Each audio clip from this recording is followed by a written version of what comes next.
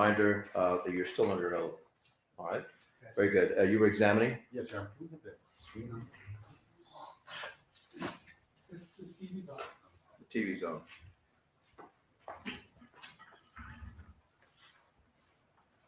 All right. Mr. Herman, well, that's, well, they're working on the TV.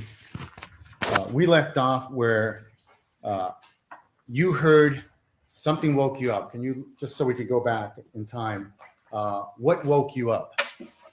A sound that I thought was a glass plate hitting the floor or breaking when it hit the floor. And then the second time you woke up, what woke you up? Amy screaming. And how loud were her screams? They were very loud. And about how much time from the time you heard that glass breaking earlier on, about how much time passed to when you heard her screaming? Approximately. I mean, probably around 4 hours. I'm guessing. I'm not guessing. I'm estimating. So you hear the glass break at some point, and about 4 hours later, you hear her screaming. Yes. And could you tell what she was screaming? It was just blood curdling, just screams. Like, yeah. And so that woke you up. Yes. And so when, as you wake up, do you continue to hear the screaming? Yes. And where are you when you wake up? On the couch in my bedroom. Looking here at people's number 19C, is the window to the right of this photograph. Is that part of your bedroom? Yes. Yes. Yes, thank you. Looking at photograph D of this exhibit.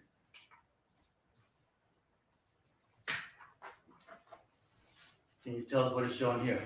It's showing my bedroom.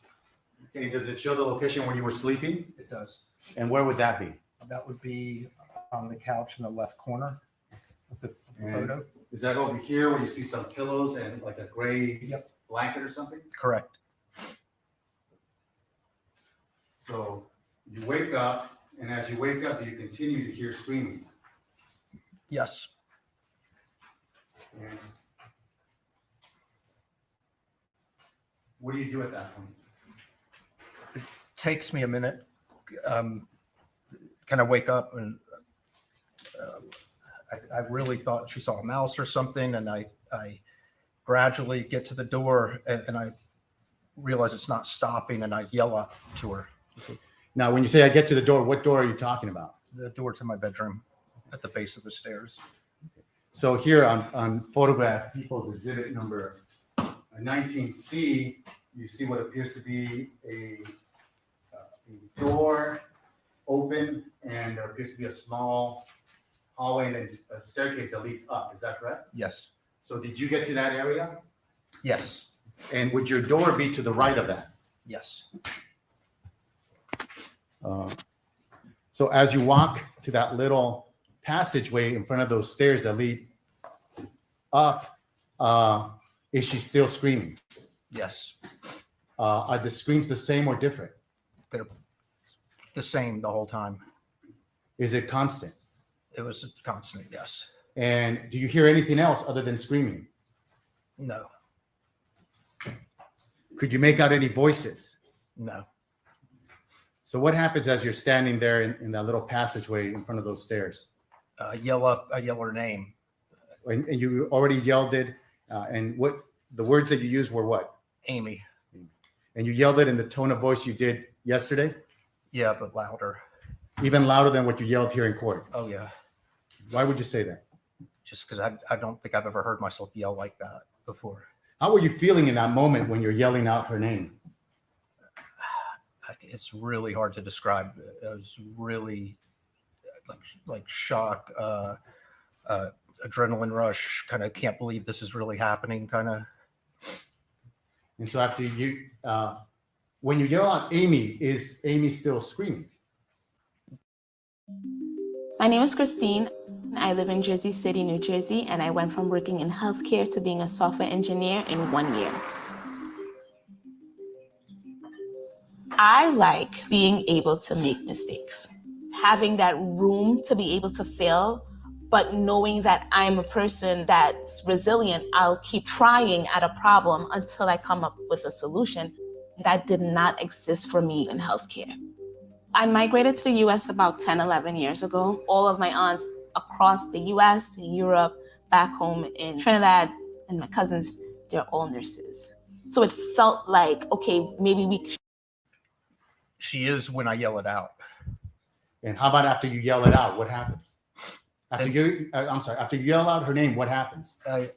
I hear what sounded like two people hitting the floor, like somebody taking somebody else down. Can you object to this cause for speculation to describe the sound? Well, you said it sounded like if two people were hitting the floor. Is that what you said?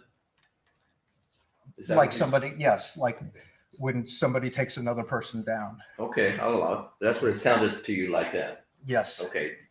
So that's what it sounded to you. Yeah. Okay. So, so when you hear that sound of, it sounds like someone was taken down, do you hear screaming at the same time? That's around the time I hear it get muffled. What does that mean around that time it gets muffled? It sounded like her mouth was being covered. And why would you say that? Your Honor, cause for speculation. Well, I'm not so sure that her or whatever, but it's when you say his next question was, and I'll reserve my ruling. Why would you say that? What makes you conclude that it sounded like someone's mouth was being covered?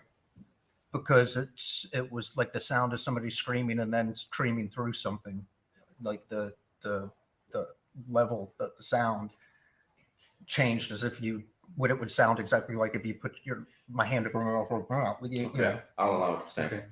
So that's how it sounded to you, Yeah. as if someone was covering her mouth. Yes. And so at that point, did you hear any more screaming from Amy? On and off. Was the screaming as loud as before, or was it different? It was different. How so? It was sounded like it was being muffled. And so for how long did that go on where she sounds like she's being muffled to you? It's hard for me to remember exact times because, yeah. What would be your best estimate? Just, was it seconds? Was it a minute? If you even know. Well, she got choked, or I heard choking also for a minute. Objection, Your Honor, cause for speculation. That part of the court was saying. Well, you Motion to strike. Sorry. were not up there, were you? No. Sorry. The jury's to disregard. They know that whenever I strike something, you're to disregard it, not consider it. Okay. I Could told you- that before. Thank you. Yeah. Could you see what was happening up there? No, I couldn't. Could you see what was being done to Amy up there? No. So can you tell us what you heard Yes. as far as sounds? So what else did you hear? I heard her choking. Objection, Your Honor. Again, cause for speculation. Okay, sustain as phrased. Now, if he heard what sounded like someone was choking, that's different.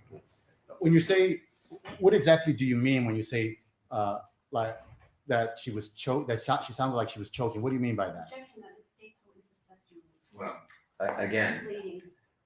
overruled. You said, did it sound like someone was choking? It did. It sounded like someone coughing strenuously. Okay, so with respect to her choking and so forth, I will sustain it with respect to that. I'll leave it as the way you characterized it now. All right. Go ahead. So you said it sounded like someone was coughing, or like Yes, she was yes. like she was coughing. Yes. So at that point, she's no longer screaming. Right. And how long does that go on where it sounds like she's coughing? That ended pretty quickly. And that actually might have been the point where I started hearing her screams and stuff get muffled. And where were you when you're hearing all this? Bless you. I'm still in the doorway of my bedroom. Are you here looking at photograph C of 19? Are you right here on the little hallway landing? Are you on the step? Are you, bless you, are you outside of the door towards the patio? I'm standing like in the door frame, looking up. I'm going to object as vague as to which door frame. All right, let's clear that up. When you say, which door frame are you talking about? The door frame to my bedroom, it would be on the right through this picture. Okay, so you're even more inside, you're by this little hallway next to the stairs. Yes.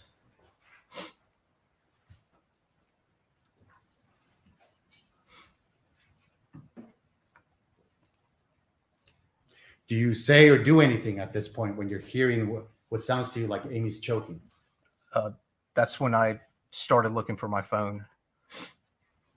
What do you say anything or do anything else?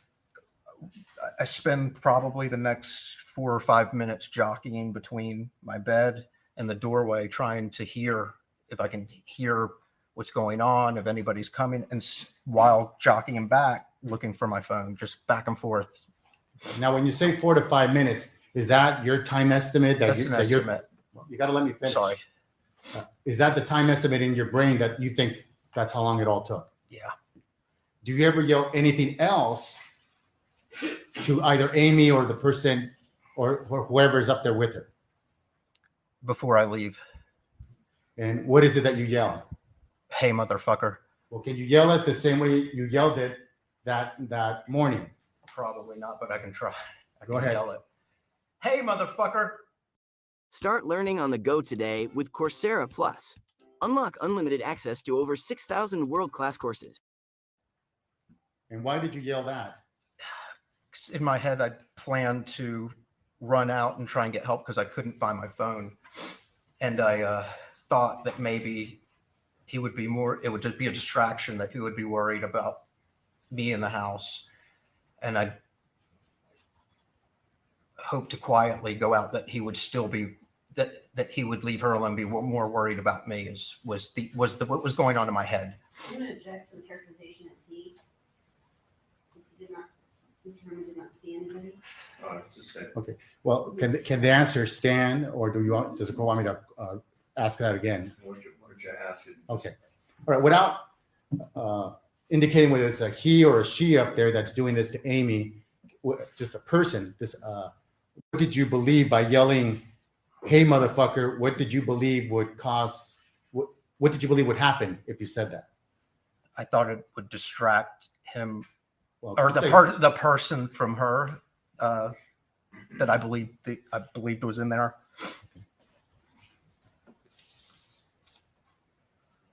And did you have any weapon on you at this point? No, Did you have any weapons in your room? I had some small knives. And in that moment, were you able to were you able to grab any of those knives? I debated it. Why didn't you run upstairs to help Amy? Because I mean, you want me to really go through why? I mean, it was a whole thought process. Yes. Why didn't you go Okay. up there and help Amy? Your Honor, this calls for a narrative. You can answer that. Okay. I really thought that somebody needed to know. My plan was to have the cops on the phone and walk up there with the phone on speaker. And I was worried. I'd had sciatica recently, and I just knew I wasn't in fighting shape. What is sciatica? It's where you have a pinched nerve and can't stand up. I mean, I got pulled out of a hotel room on a stretcher. So why else didn't you go and run up there to help her? I really was worried that if both of us were going to end up dead, and that nobody would know. Why did you think you would end up dead? I just didn't know what I was facing. I assumed somebody, whoever was going through all that trouble. I grew up in gun culture. I couldn't imagine somebody. This is beyond the scope of the So, overruled. It's going into his thought process as to why he did not go, aside from being not in shape. You felt that if you went up there, that you would also die or be hurt. Yes, Okay. Can you complete your answer as to why you thought you would also be killed if you went up there? I couldn't imagine anyone going through that without having a gun. I couldn't picture it. So that was in your head. Yes. And did you have any gun on you? No. And after you yelled that statement of, what was the language exactly that you used? Hey, motherfucker. Hey, motherfucker. What happened? Did anything happen when you said that? Upstairs, I'm talking. Could you hear whether anything happened upstairs when you said that? I couldn't hear anything. Could you hear her screaming when you said that? That's when it was heard. Overruled, not at the point where he said that. So that's a different question. Intermittently. Huh? Intermittently. So But it was, yeah, not as much then. It got really quiet, which was really like creepy. Like also, you keep putting your hand on your face. Is there a reason for that? no. Are you nervous? It's just itches and nervous, yeah.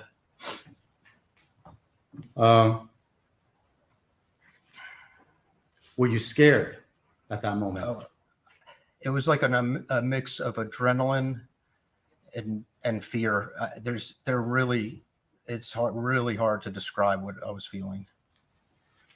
So after you yell, "Hey, motherfucker," what happens? I go out the back door and close it. And when you say the back door, is that what's shown here on people's 19C? Yes.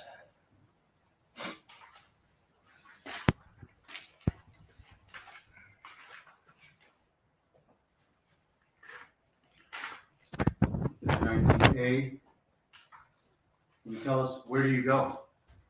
I run around. If you're facing the back of the house, what would be the right of the house? So let me see if I point, would that be where I'm pointing my finger here on this exhibit, which would be, if you're looking at this photograph, the right of the house? Yes. And what is there in that location to the right of the house? Like a alleyway. So like a passageway in the home? Yeah. Not in the home, but around the home. And where does that lead to? The front of the house. And what's in the front of the house? Like a front patio.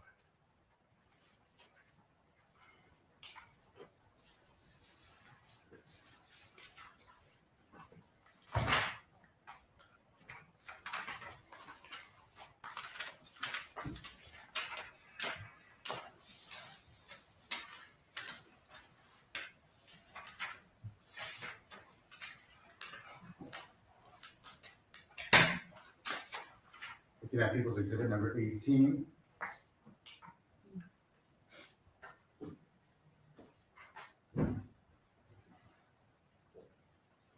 This is just a 3D, just for reference, okay?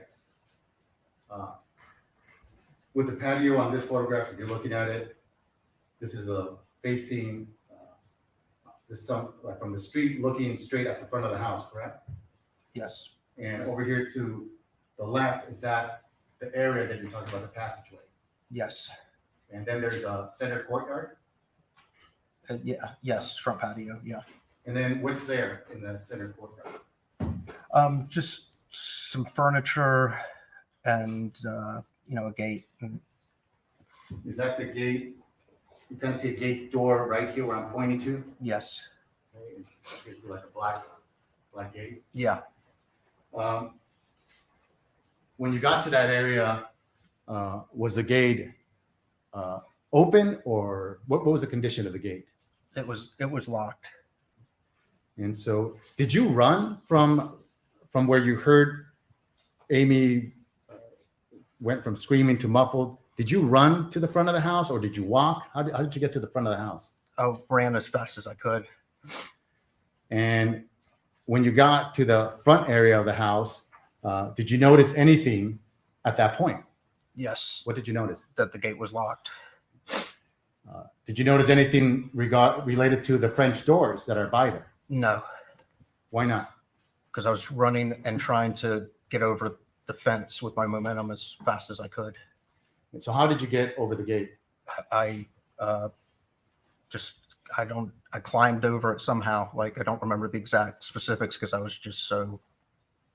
And is part of the gate a wrought iron? I think almost most of it is.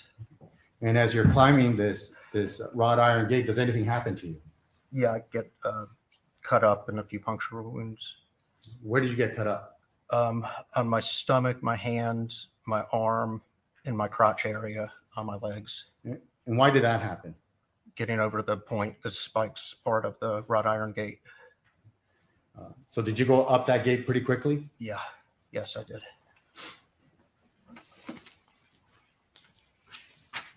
I have a 2-page document showing Mr. Michael Herman, Medici Mark Peoples, next in order, Peoples number You're at 20. 20, Is it A and something? 20A and B. Right.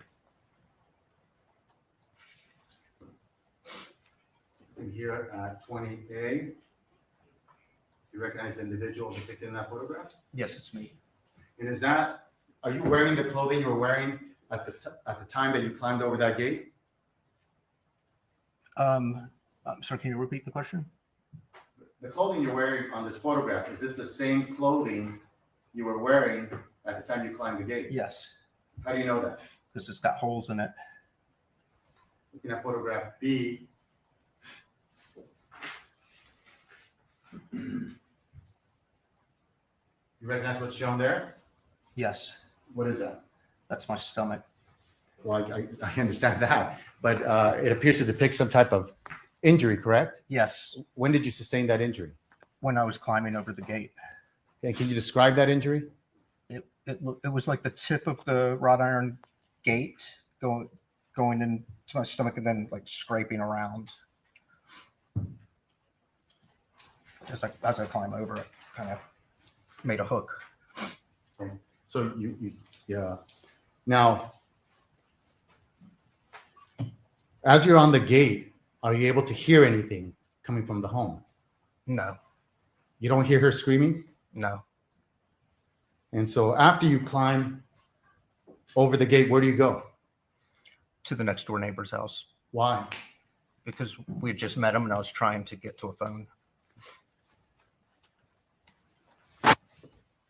And I have a DVD with the name Michael Herman, has labeled 2 ring videos for 2080 Mound and 2 911 calls dated February 15, 2020. May this be Mark Peoples next in order, number 21.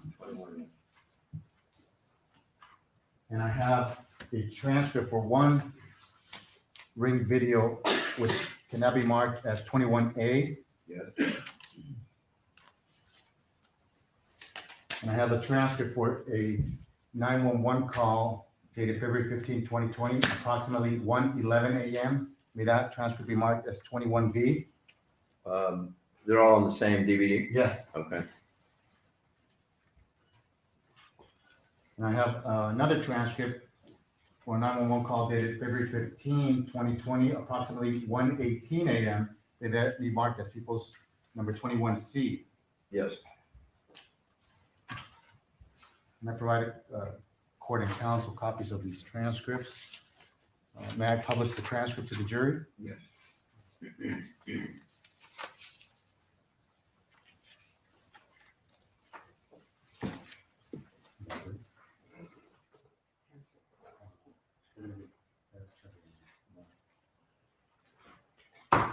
So there should be, everyone should have 3 transcripts. Right.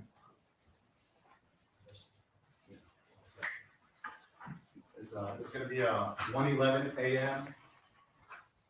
Are you talking about the 911 call? Yeah, Okay, and and 118, 1:18, and then there's going to be a ring surveillance transcript. all right. I'll give you an extra copy.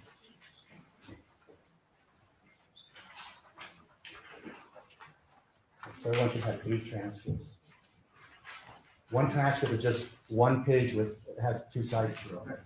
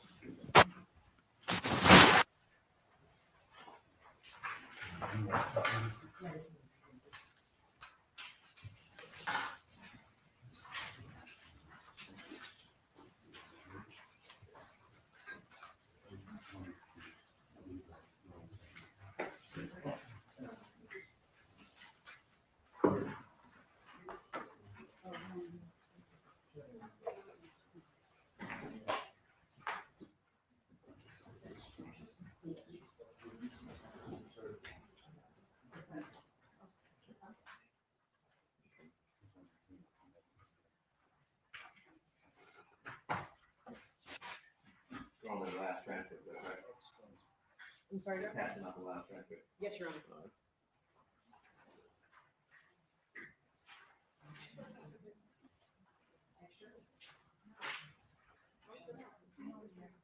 You're supposed to have three, Everyone's supposed to have 3 transcripts. but it's making its way down there. Yeah. Down here.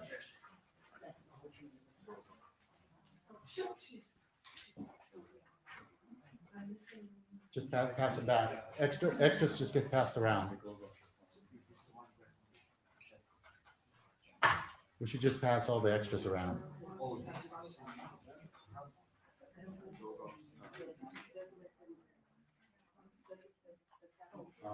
We should just let the extras get passed around.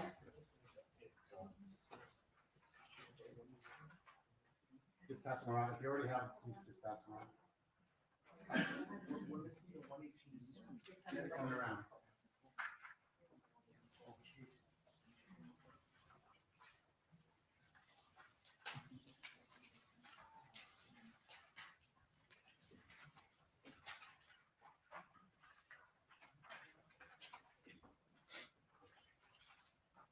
Anyone missing 111? You all have 3 transcripts? Yes. Yes, okay. Very good. All right, Counsel. I'm going to show the ring camera video at this time, Your Honor. That is the one page back and front? Yes. All right. One of the 2080 Mountain videos has sound. The other one doesn't. That's why we only have transfer for one ring video. All right.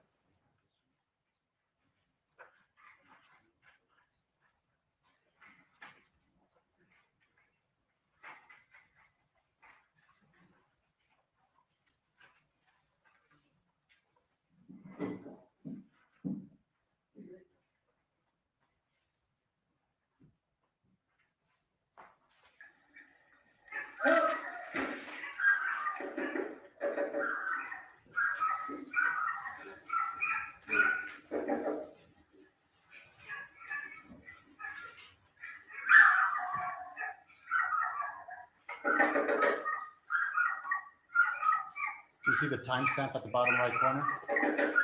Yes.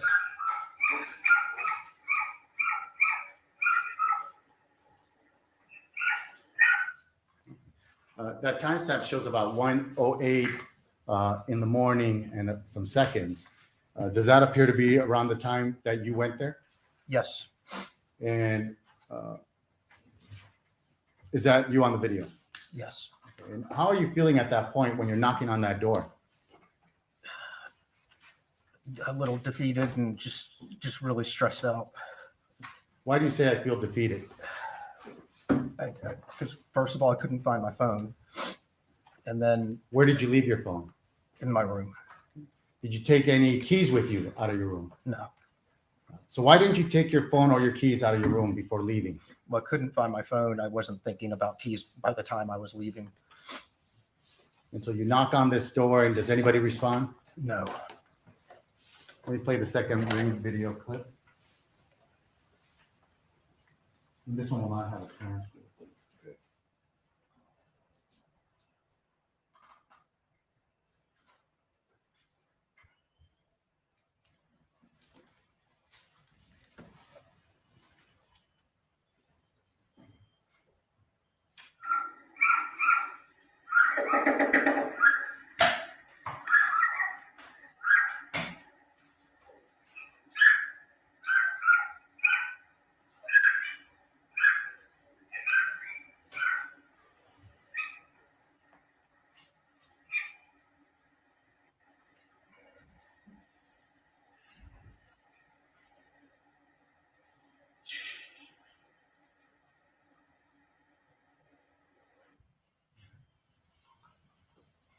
On that ring video, it appears that you leave that area, that particular home, and where do you go? Across the street to another neighbor's house And why did you do that? because I thought they might be home and I'd met them. And looking here at people's number one, does that show the area where that other home's located? Yes. If it does it? Yes. Can you point with your finger where that would be? This house here. So it's the house right in front of 2078 Mountain Street. Yes. And so did you have to go through a gate or how did you get to that other house? I had to go through a gate. Did you have to, was it locked? What did you have to do to get past the gate? Just open the gate and walk through. And what did you do at that point? I rang the first doorbell, which I realized didn't make any sound, and then realized there was a second doorbell to the right and rung that and heard it make a sound. And then what happened? Nothing. Did anyone respond? They did not. How did you feel at that point after you knocked on the second house and no one showed up? Really worried Why? because time was ticking. I was worried what was happening to Amy. So what did you do next? I actually was looking around potentially for a rock to throw through a window because I felt they were home and maybe just ignoring it because it was so late. And then I saw somebody walking up the street listening to headphones. Can you describe this person? Yeah, it was a black guy walking up the street, taller than me. Yeah. And was this on Mound Street? Yes. And did you approach this person? Yes. And what did you do or say? I asked him if he could call the police. And what did he say? He said yes, or yes. Did he let you borrow his phone? Yeah. I was going to say, really, I think I'd asked him if I could call the cops, or I can't remember if he could call the cops, but I remember I was scared at first because I one of the things I kept thinking was there could be more than one person, and maybe this is someone involved. So I was really like standoffish. I made him call the cops, and I realized like pretty quickly, okay, he's cool, and took the phone from him. I was scared to get too close to him at first. And where were you when you borrowed the phone from this gentleman?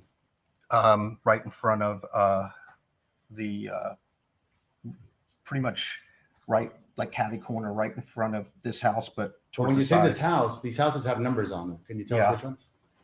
Well, I was right in front of, I was like right here, right in front of this house across the street. Okay, so you're talking about the Yeah, house in that front side. of 2078, across the street from 2078. Yes. Yeah. Okay. And from that distance, at this point, when you're with this gentleman, are you able to hear any sounds from Amy's house? No. And how much time has passed? How much time could you estimate has passed from the time you left Amy at the house to when you're now talking to this gentleman about borrowing his phone? Approximately. I would estimate maybe in between 5 and 10 minutes. It's the best I can estimate. Does he immediately let you borrow his phone? Yes. And is 911 called? Yes. Going back to People's Exhibit number 21, I'm going to play the first 911 call, which is 1:11 a.m. As you were hearing the audio. And I'm going to give you a copy of the transcript and have you read along and ask you the questions, Mr. Herman.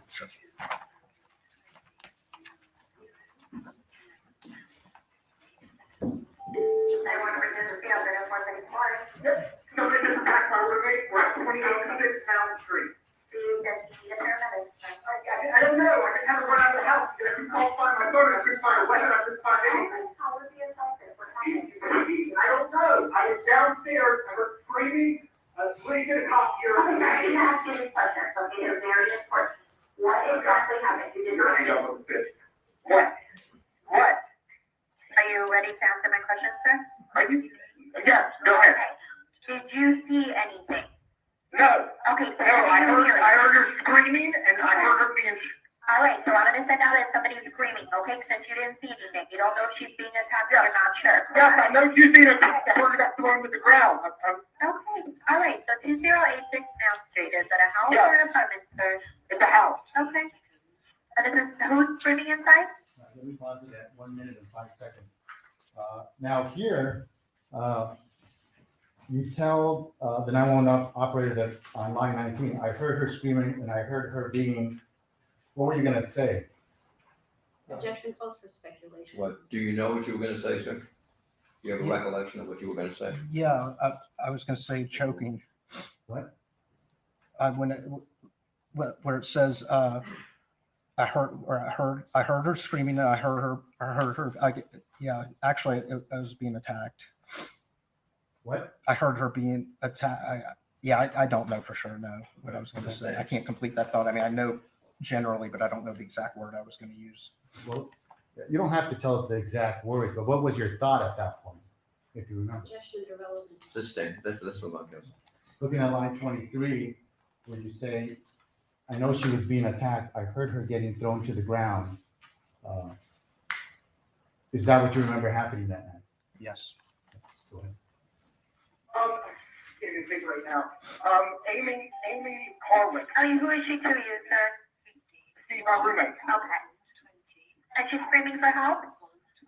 Yes, Okay. All right, and your name? Michael Herman. And what is your callback number, Michael? I don't have my phone. This is somebody else's phone. Okay, would it be okay to contact you back at this phone? Yeah. Okay, all right.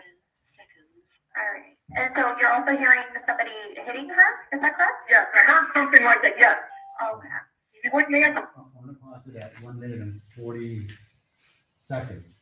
Right here on line 12, when the operator's asking you, and so you're also hearing somebody hitting her, is that correct? And you say, yes, I heard something like that.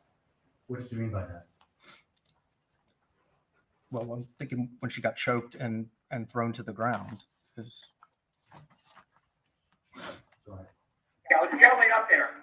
Okay, so I'm just gonna send out as her screaming, okay, since we don't know what is going on?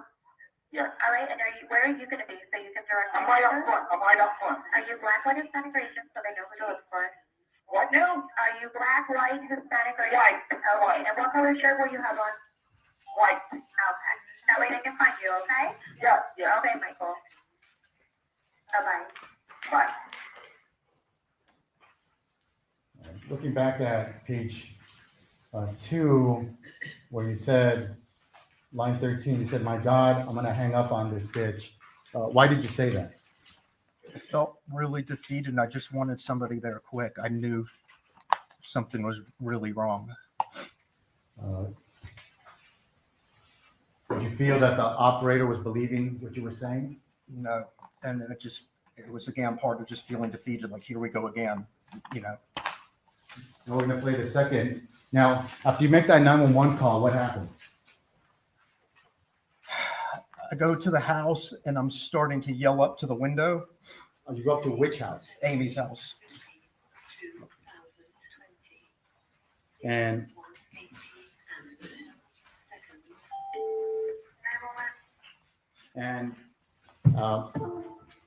so are you in front of your house? Yes. Okay. Are you right outside the gated area?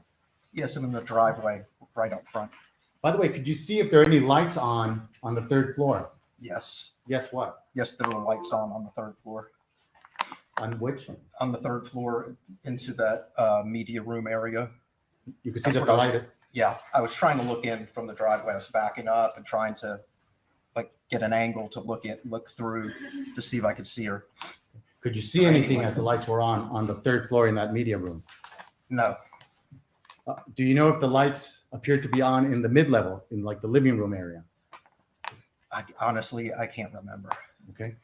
And so you said you were in front of the house, and what did you do? I was yelling up to Amy. Can you use the same language you used that night, if you remember, here in the courtroom? What were you yelling at this point to Amy? I was just yelling her name, like trying to get her attention and see if she stood up and where I could see her.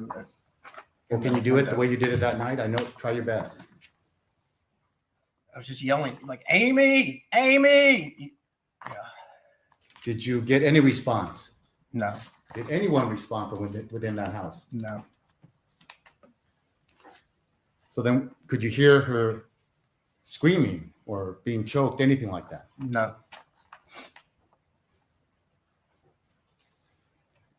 And so, about how long does that go on before something else happens? I guess a few minutes, and then I think I called 911 again after that. Why did you do that? It just, to me in that moment, it felt like an eternity And what was your intention in calling 911 again? to hurry them up. Have the second 911 call. This is exhibit to read along, 21C. I'm going to play that now.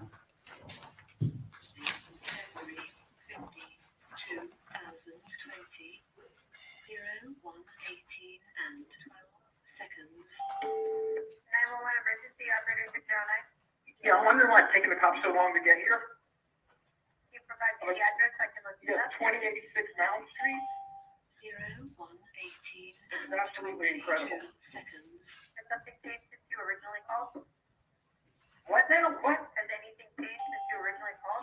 Yes, he's not answering. Like I'm outside her fucking window yelling. Nobody's answering.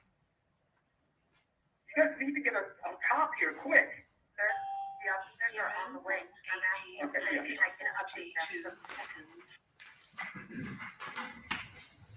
So there, in that 911 call, on line 9, you're saying that she's not answering Yes, and that you're yelling at the window. yes. We all move weight differently. For some, it's just because they can. For others, it's because people said they can't. Whether that's in lifting or in life. We keep showing up, we keep doing the work, and we keep surpassing ourselves. Because strength is more than a muscle. It's a mindset. Our strong may look different, but here, every strong belongs.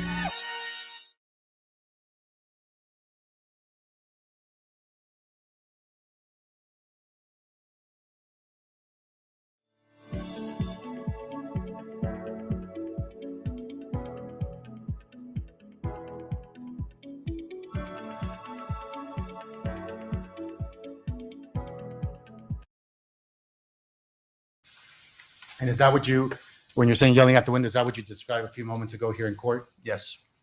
And how soon after that 911 call ends do police officers arrive at 2086 Mound Street, approximately? I think maybe 5 minutes or less. And what happens when the police arrive? They get out of the car and I'm explaining to them that we'll need to climb over the fence to get in the house. And how's your state of mind at that point when you're talking to the police officers? I thought I wasn't in shock. I was talking to myself, but like it, and looking back at my videos, and I was really amped up, like just really, really amped up. So have you been able to watch body worn video from the police officers Yes, showing you on the body worn video? yes. And so what do you tell the officers? Do you suggest to the officers to do anything? To climb over the fence. You did not have keys to unlock that gate? No, And where were your keys to unlock that gate? in my room. And so do you have to climb back over that gate? Yes. And do the police officers climb over that gate? Yeah, they climbed over the fence area, more of the fence. I climbed over the gate for some reason. And then what happens? We walk around the house and go around back of the house. And Let me ask you something before we get to that. When you left your room and then ran out to the front, was Amy Harwick anywhere on your patio at that point when you left? no, So now that you're coming back, do you make it back to the patio area with the police officers? yes. And what do you see when you turn the corner and see the patio? At first, I wasn't sure what I was looking at, but it was Amy. And how would you describe her condition? Really bad. What does that mean? She was struggling to breathe. Her eyes were bulging. Was she talking? No, Did you touch her at all? I couldn't get too close to her. The officers were kind of directing me. And how did you feel at that moment? Beyond defeated. Just the word to me in my mind, like every decision I made, like the worst case scenario just unfolded. Like I can't describe how I felt. Like there aren't words. At that time, did you try to provide officers as much information about what you heard that night prior to seeing Amy on the patio? Is that too long of a question? Maybe. Yeah, can you rephrase? Did the officers ask you about what happened? Yeah, yes, And did you try to tell them to the best of your ability what you had heard that night, that morning? yes, my best ability at the time. Did you tell them that Amy Harwick was afraid of an ex-boyfriend? I did.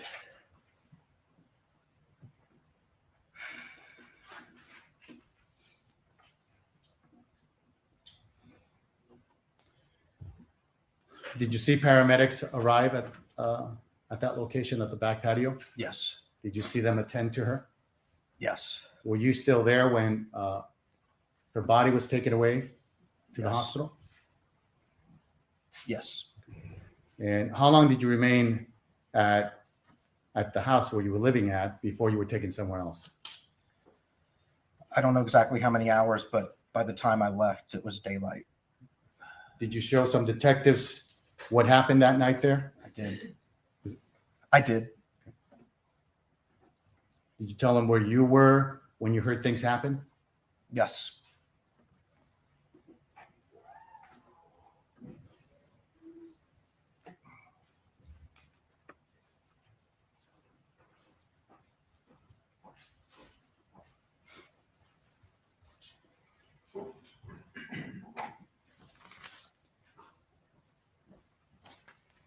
And did you tell detectives, to the best of your ability, what happened that night, that night and that morning? yes,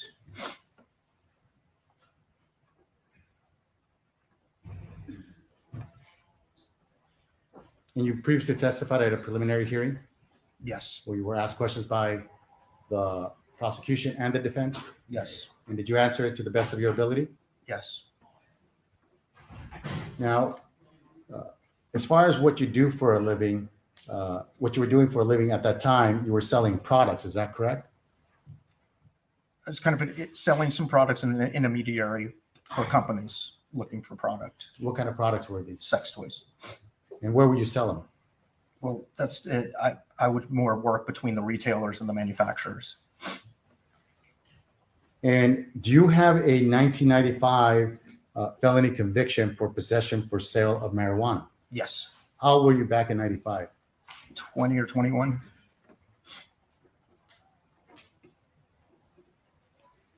Had you ever met the defendant who's here in court, Gareth Pursehouse, before? No,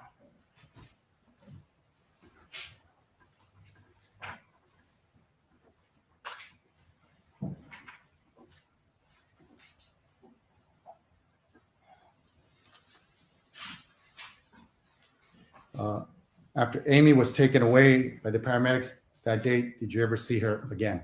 no. I have nothing further on. Cross-examination. Thank you. Well, actually, I'm sorry. I do have a follow-up question. Good. Looking here at People's Exhibit number, next in order, People's number 22, photograph showing some French doors. Photograph A. You recognize what's shown there? Yes, Are those the French doors leading into the living room? yes, I'm going to show you another photograph. B. It's a much more clear photograph. You see what's depicted there? yes, You see what appears to be some damage there? yes. Was that damage there before that morning? No,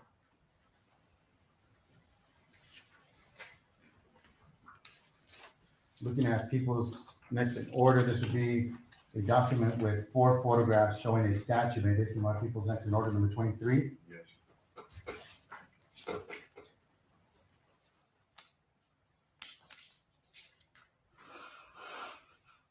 Looking at photograph 23A. You recognize what's shown there? yes. What is that? It's like this Hindu statue.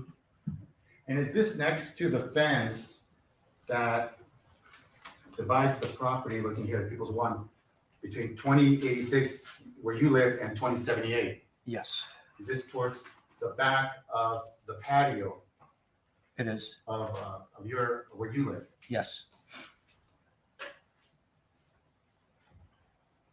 Looking at photograph 23B, is that a close-up of that statue? Yes. Looking at photograph,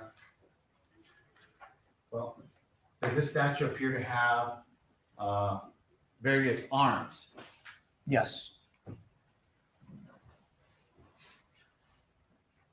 See that? Looking at photograph 23C,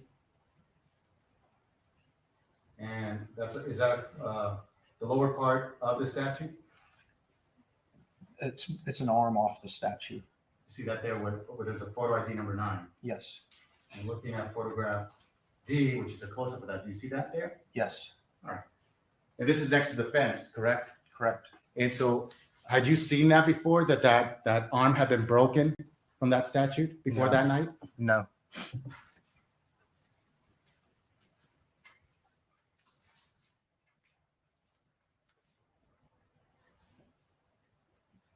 I have nothing further. All right, Counsel. Thank you. Good morning, Mr. Herman.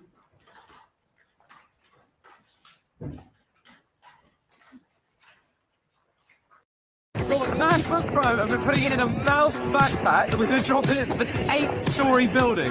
Let's see if it flies. 3, 2, 1, oh! Oh my god! In the car! Let's see if the laptop has survived. Oh, I think we've pushed it too far this time. Oh, the screen's okay. But as you can see, we bent the mouse. This is the Mouse Backpack.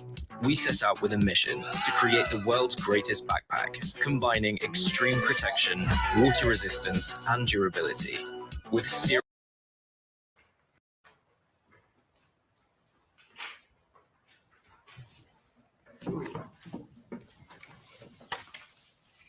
So you had lived with Amy starting in October of 2019. Is that about right? Roughly. I don't remember the exact month, but yeah, roughly. Okay. And you got to meet Amy through your friend Robert Coughlin, Yes. and you previously lived with Robert Coughlin before moving in with Amy. I did. And how long did you live with him? Such relevance? He's going to be a witness, is he? Yes. All right, hold on. Little over a year. So when you moved in October, you were traveling to China that month in October. Yeah, I believe so. So out of the 3.5 months that you lived there, you were traveling about 50% of the time. Roughly, yeah. Okay. And you lived on the bottom floor of this 3-story home. Is that correct? Correct. So separating your floor, which was the bottom floor, and the area upstairs where Amy's bedroom and the media room were, there was a living area separating those 2 floors. Is that Yes. correct? And on the living area, there was a living room, a dining area, a kitchen, a bathroom, and a desk area. That's all on that second floor. Yes. And the stairway that leads up from your level to the living room area, that kind of divides the house down the middle. I guess roughly. And so above your bedroom would be the kitchen, dining room area. Yes. And Amy's bedroom would be above the kitchen, dining room area. Yes, roughly. Okay. Now, when you were talking yesterday and describing the floor plan of the house, there were a couple of rooms that you discussed. And just to be clear, the laundry room that is adjacent to your bedroom area and the bathroom that you have, is that accessible from inside the house? It's not. And the garage that's in the front of the house, 2-car garage, Yes.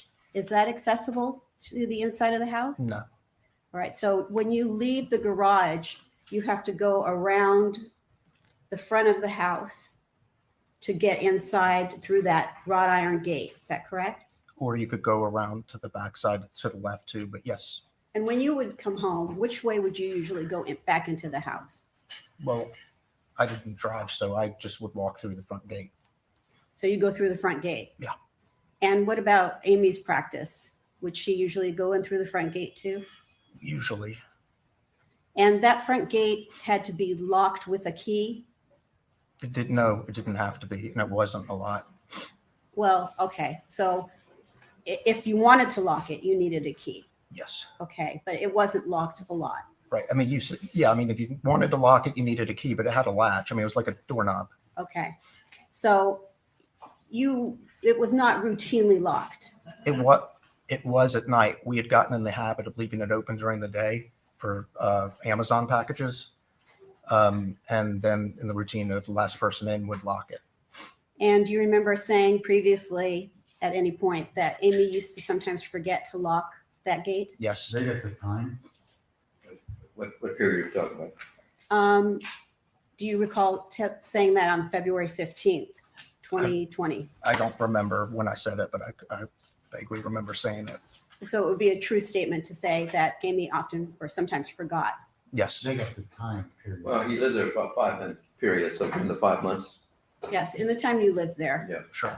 not a lot of it. Thank you. All right, so when this incident happened and the first police officers arrived, you were very agitated, is that correct?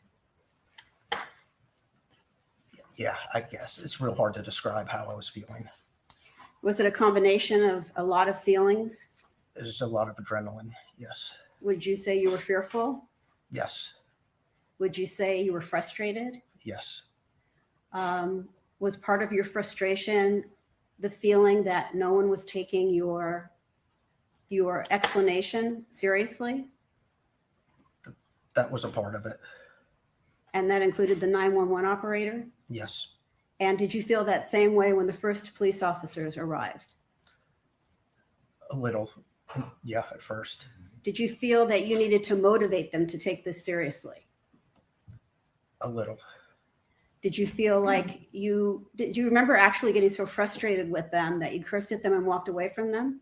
I don't remember that. All right, let me ask you something. Before coming to court yesterday to testify, you said you got to look at some video. Yes. So let me just ask you what you did to prepare for your testimony at this trial. I'm going to object as argumentative. Overruled, not a lot. Did you talk to the prosecutors in preparation for your testimony today? Yes. And when did you do that? I guess yesterday. And did you speak with Mr. Avila? Yes. And did you also speak with his co-counsel? No. Did you speak with the detectives? Yes. Which detectives? I'm sorry, I forget your name. Detective Carranza? Yeah, yeah. Did you speak to any other detective? No, Did you read any transcripts? I did. Do you know how many transcripts you read? I don't. There's only a couple. Did you read your testimony from the preliminary hearing? I believe I did. And did you read transcripts of any of the body-worn video? No. Did you read transcripts of your interview with the detectives on February 15th, 2020? I believe so. Hold on. The interview was, yeah, I did. Get a job, put your dreams on hold. I chose me, joined the team, found my people who picked me up when I was down. So, we're just gonna get this started straight away. People showed me that what you learn in books is just the start, and helped make the end of university a new beginning. It's our goal to help every student reach their goal. Apply now and find out what you're made of. De Montfort University, Leicester.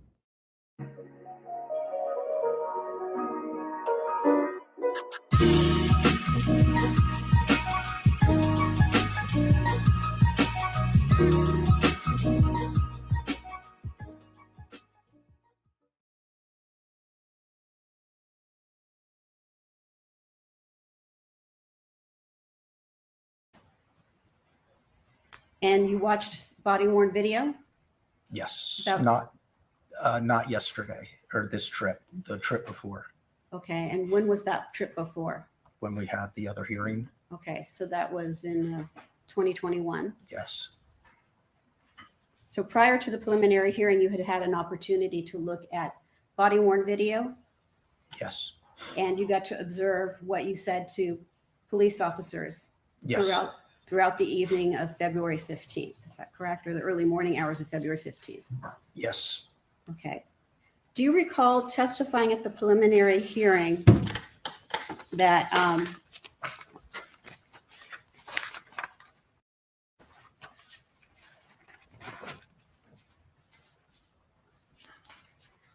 you don't, this is at the preliminary hearing in 2021, that you said you don't remember now as well as I did then a lot of things. This has been a little traumatic.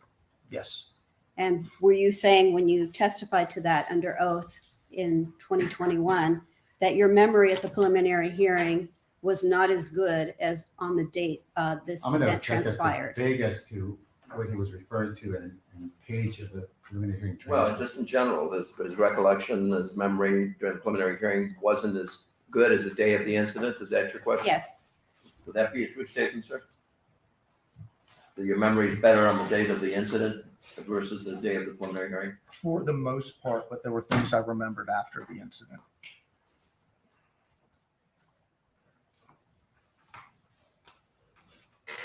But were there things you remembered after the preliminary hearing? I've obsessed over this so much, it's hard to remember what I've remembered when I've spent so much time thinking about this. It's hard to remember when, as far as timeline goes. Right. So you put a lot of thought into this, trying to put the pieces together and figure out what happened. Objection argumentative. Sustain as phrased. Would you say that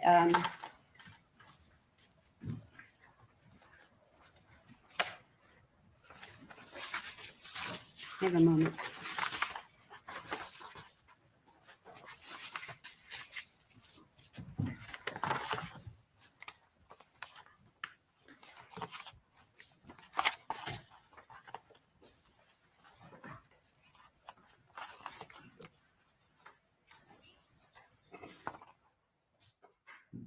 Would you say that you could be over processing in your head, but you've been thinking about this obsessively? Vague as to context.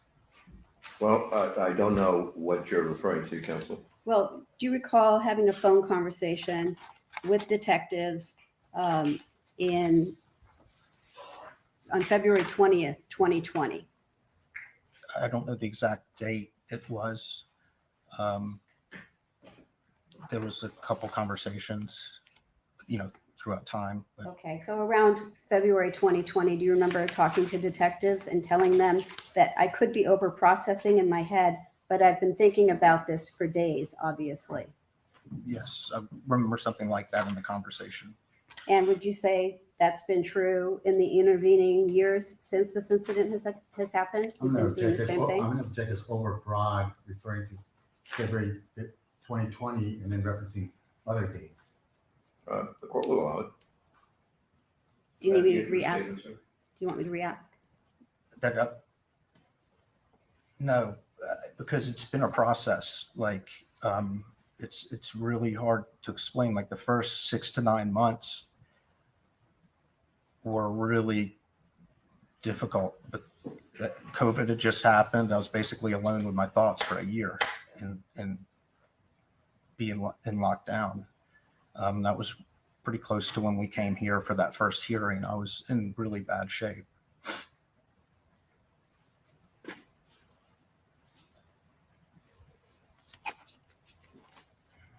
And since the preliminary hearing, you said you have not remembered any new details? Vague as to new details. Just details in general about the incident? Yes. Okay.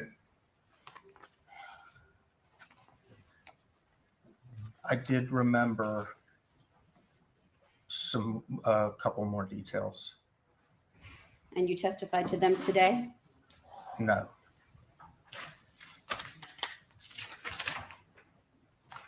Let me ask you this. First officers who arrived at the scene, did you tell them that you heard muffled screams? I assume so. I don't remember exactly word for word what I told the officers. So then. it's your recollection that you did tell them you had heard muffled screams? Objection, misstates the testimony. Right, sustained. That's phrase. So you don't know whether or not you told them? I don't remember how I told them. Okay. Did you tell the first officers who responded that Amy was yelling the entire time? She was upstairs yelling when I ran out of the house. Yeah, I don't remember that specifically. And today you testified that she was not screaming the entire time. Is that correct? Yes. The second responders that came, did you tell them that you heard muffled screams? I don't even. I'm going to object if he was asked these questions.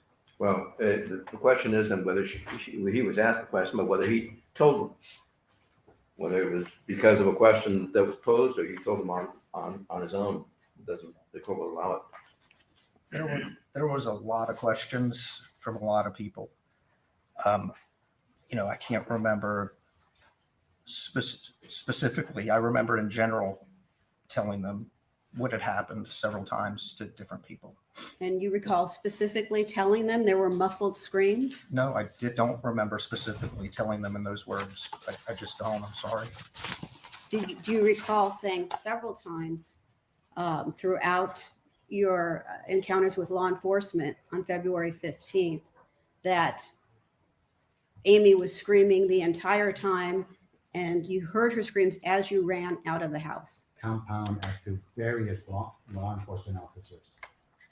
Court will allow it. It sounds like you're asking me the same question over and over, but I don't remember telling them specifically that I heard her screaming the entire time. I just don't remember saying that specifically. And your recollection today is that she was not screaming the entire time? Objection, argumentative. No, overruled. Is that your recollection today, sir? Yeah, no, there was like a one period where it was like dead silent for a little bit. Like,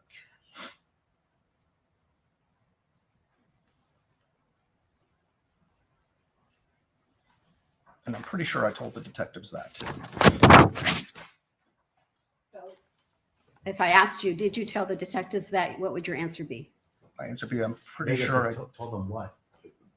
Told them that she was screaming the entire time? Yes. Oh, you were going back to that? Yes. I just told you. It's asked and answered that. I don't remember specifically telling them that, but Okay. I could have.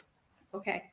But if that's what you told them, your testimony today contradicts that, correct? Right, that's been asked and answered. He stated, as he sits here today, she wasn't screaming the entire time. Is that correct, sir? Yes, that's correct.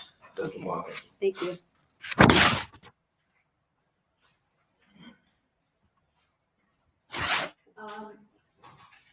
And with the muffled screams, you have no specific recollection of telling any officer or detective on February 15th that you heard muffled screams?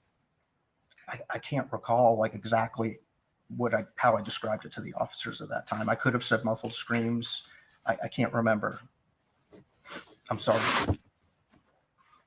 Did you tell any of the officers or detectives on February 15th that you heard the sound of a plate breaking? And what date was that? February 15th. Okay, are you referring to the phone call I had with the I'm talking detectives? about the date, the morning of February 15th, where you were woken by Amy Okay, screams. okay, I'm just bad with the date, the timeline part. No, I didn't remember that for a couple weeks.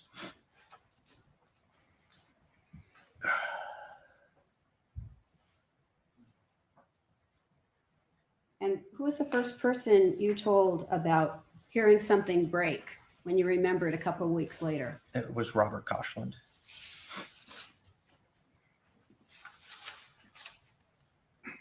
And after you spoke to Robert Koshland, that's when you called the police? Yeah, I didn't think it was that important. And Robert felt it was and told me to call the detectives and tell them.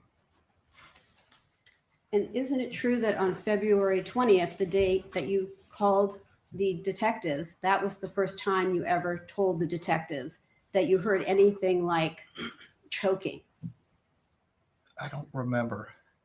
I just don't remember. But your testimony today is that you heard choking on February 15th. Yeah, and I believe in the 911 call, they cut me off as I'm saying it. Oh, I didn't hear that. So, Look at We'll- the transcript. so when the 911 operator asked you if an ambulance was needed, you said no. I said I didn't know. You didn't know. But if somebody were being choked, wouldn't you think they would need medical attention? Objection argumentative. This case. The level of physicality you were describing, did it cause you to believe that Amy was being harmed? Yeah, it did. It did. And so you weren't convinced that she might need an ambulance? I was just flipped out, wanting them to get the cops there. I don't know what to tell you. You know, I could have been thinking better. Sure.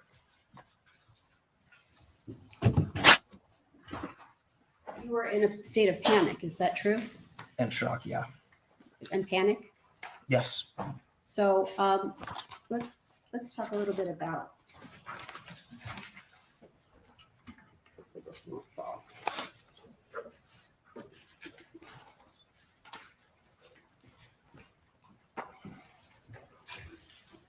You told several officers on February 15th that you were in a panic. Is that correct? I don't specifically remember that. I could have.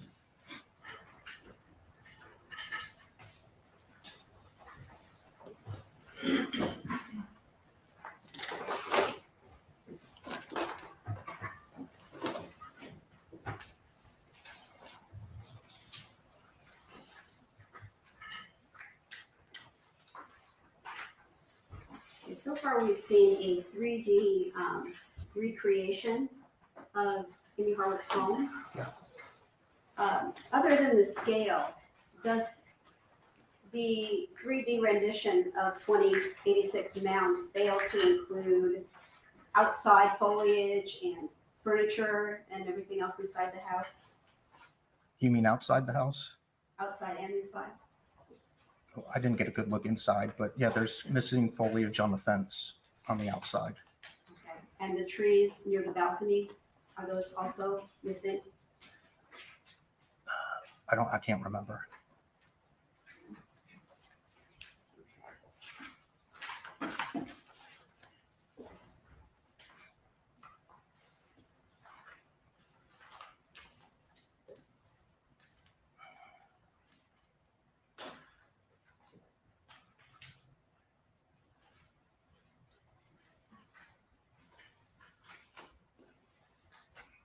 I believe there's been another copy of this, but I'm going to mark this as defense name, a defense next in order. Good. E.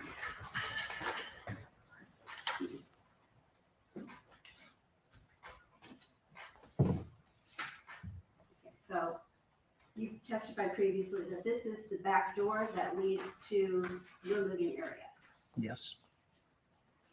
and that shows the staircase that goes up to the living room area. Yes.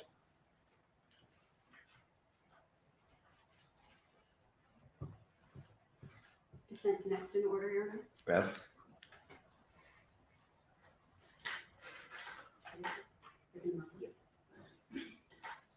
And is this showing that same staircase from the landing in the living room area? Yes. And you can see it has a low ceiling as you descend the staircase. Actually, what you're capturing is just where the low ceiling starts, about halfway or a little more down. It's actually pretty high right after where you can see. I don't know if you want me to point at it, but that lip at the top. You have a After pointer that. there, sir? Yes. After that, it's pretty high. Okay. So, but the stairway has a low ceiling. No, about the last third to half of the stairway has a low ceiling. And when you ascend the stairs, is this the landing area? Is that G? Defense G. Thank you. As you ascend, yes, And what is this at the top of the stairs? it's a statue. It's a statue? And was that statue present on the evening of February 14th and the morning of February 15th? It was. Was this jacket also hanging there? Yeah, I assume it was. I didn't notice it until like the next day or two.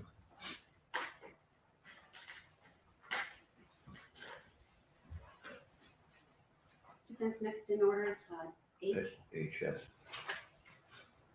I'm showing you a screenshot from some body worn video. Yes, As you can see the date there? Yes. 3/5/2020. yes, Is that the date that you did a walkthrough with detectives of 2086 Mound and described for them what your recollections were from the date of February 15th? I can just assume so based on the date on the photo. And does it appear to you that in this frozen frame of the body worn video that you're recreating screaming up the staircase? Yes, So would this be a fair depiction of you screaming up the staircase, Amy? I can't remember if that was Hey Motherfucker or Amy. Okay, so you basically were in the same position for each of the screams. I don't remember.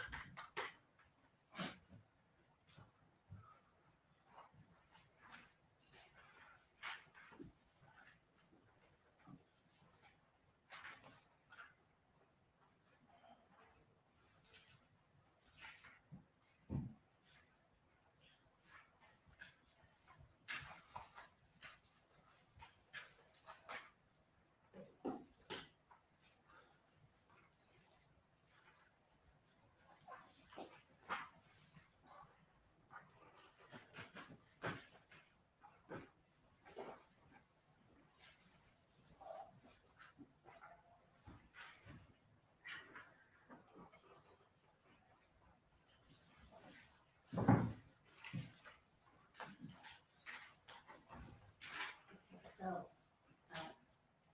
this would be defense. You're fine. Thank you. So, showing you defense I, is this the same dummy that is at the top of the staircase leading from your living area? Yes, And so this is the staircase that leads up to Amy's living area. it is.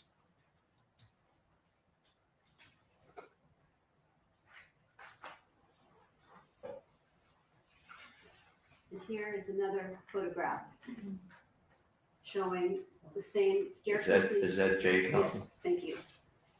This shows the same staircase leading up to Amy's living area from another angle. Yes, And I'm going to point to something here. Do you know what this is here? Yeah. What is that? that's a camera. A camera? So it's just like a Nest or Nest camera. Yes, And here for the record, I'm pointing to, there's like an antelope head, and if you go down about a little bit, there's like a dark object that looks like it's a figure 8 shape. sort of in the corner of the roof, I mean, the ceiling. Yes. Uh, And when police officers arrived and as they talked to you that evening, were you making them aware that there was Nest video to be retrieved to help them in their investigation of this case? I can't remember exactly when it came up, but I do remember by the morning with the detectives talking about it, making sure that they knew when we're working on that. I'm sorry, what? That they knew when we're working on that. So you felt it was important that law enforcement know that there was Nest cameras operating at that time? Yes, I just remember. Objection foundation operating at that time. Well, there were cameras at that time, whether they're operable or not. So I'll sustain with respect to that, but why don't you rephrase your questions? Were you aware of whether or not they were operating? Not at that moment, no. But in the days prior to this incident, were you aware they were operating? They've been operational since I've lived there. So you have no, Amy never told you anything about them not functioning properly? Objection calling for hearsay or negative hearsay. So sustain negative? Well, Yeah, but the sustain on hearsay, I don't know about negative, but you're sustain. So do you have any reason to believe that the next cameras were not operating? objection foundation. Sustain. So as far as you know, the entire time you lived there, they were operating? I actually think they were out a couple times. But they did operate. She had sent me video. She had sent Of you them. video in the past? Yeah. And was it within like a week of this incident? I can't remember. All right, let's take a morning break, if you will, for about 15 minutes, ladies and gentlemen.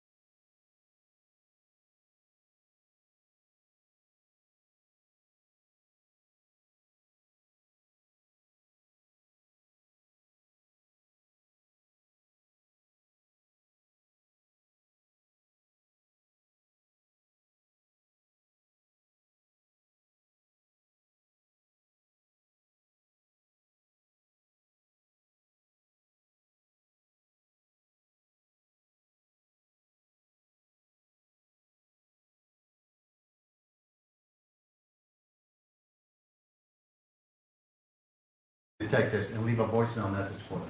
I did. And do you remember what you said in that voicemail message 5 days after their first interview? I think that's the one where I remembered that when she was screaming, she wasn't moving or being jarred or jostled, or it could have been the one where I remembered the plate falling, or what I thought was a plate falling. We're looking at a transcript of that voicemail message. Would that help you remember what you said during the voicemail message? It would help me remember which call it was. May I put you on it? Yes. And this is the transcript for the voicemail message on February 20th, 2020. Wrap up page. Just read it to yourself. Let me know if that helps you remember.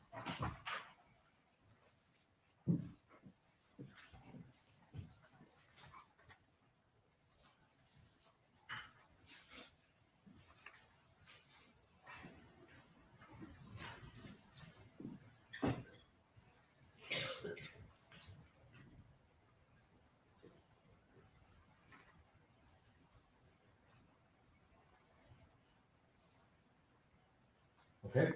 Yes. Does that help you remember what you left on the voicemail for the detectives? Yes. And what did you say at that time? That was after that. I remembered the sound waking me up of what I thought was a plate falling on the floor. Did you say, I don't think it's going to be any new information or anything to help, but after seeing the door and stuff, and just yesterday, it occurred to me that I remember while I was being woken up by what sounded like a plate dropping, and then somebody walking around upstairs. Is that what you told him? Yes. So you didn't know if that was helpful or not, but you thought you'd leave that for the detectives. Yeah, Robert. I wasn't even going to tell them. Robert was the one that told me I should. Then did the detectives call you back? Yes. And did they interview that day, 5 days after the murder? Yes. And during that interview, well, counsel's been asking you, when did you say anything about choking? During that interview, at the very beginning, don't you tell the detectives 5 days after the murder that she was being choked? I'm going to object to the term murder, Your Honor. That's a question for the jury. Sustained. killed after her death.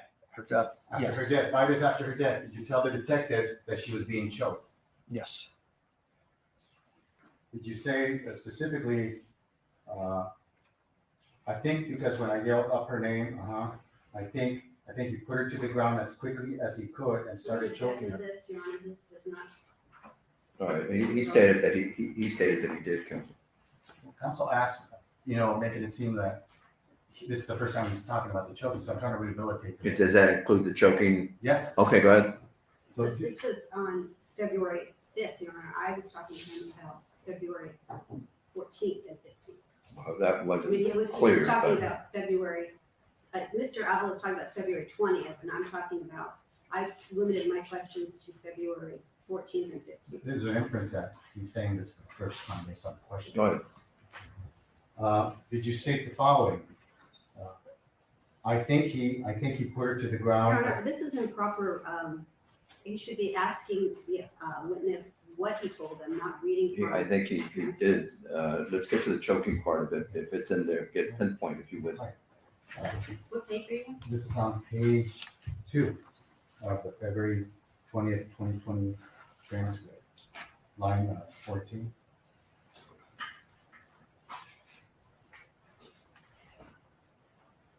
Okay. I think he put her to the ground as quickly as he could and started choking her. Okay, I could hear her choking. But Detective, but you say, does that make sense? Detective, wait a minute. You heard her choking? Answer, yes, I heard her choking. So did you say that on February 20th, 2020 to the detective? Yes.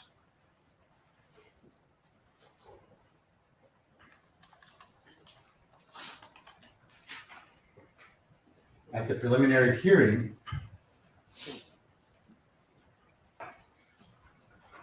on September 20th, 2021, when you were examined by both the prosecution and the defense, did you state, when asked by the prosecution, can you describe the sounds you heard after you called out to her?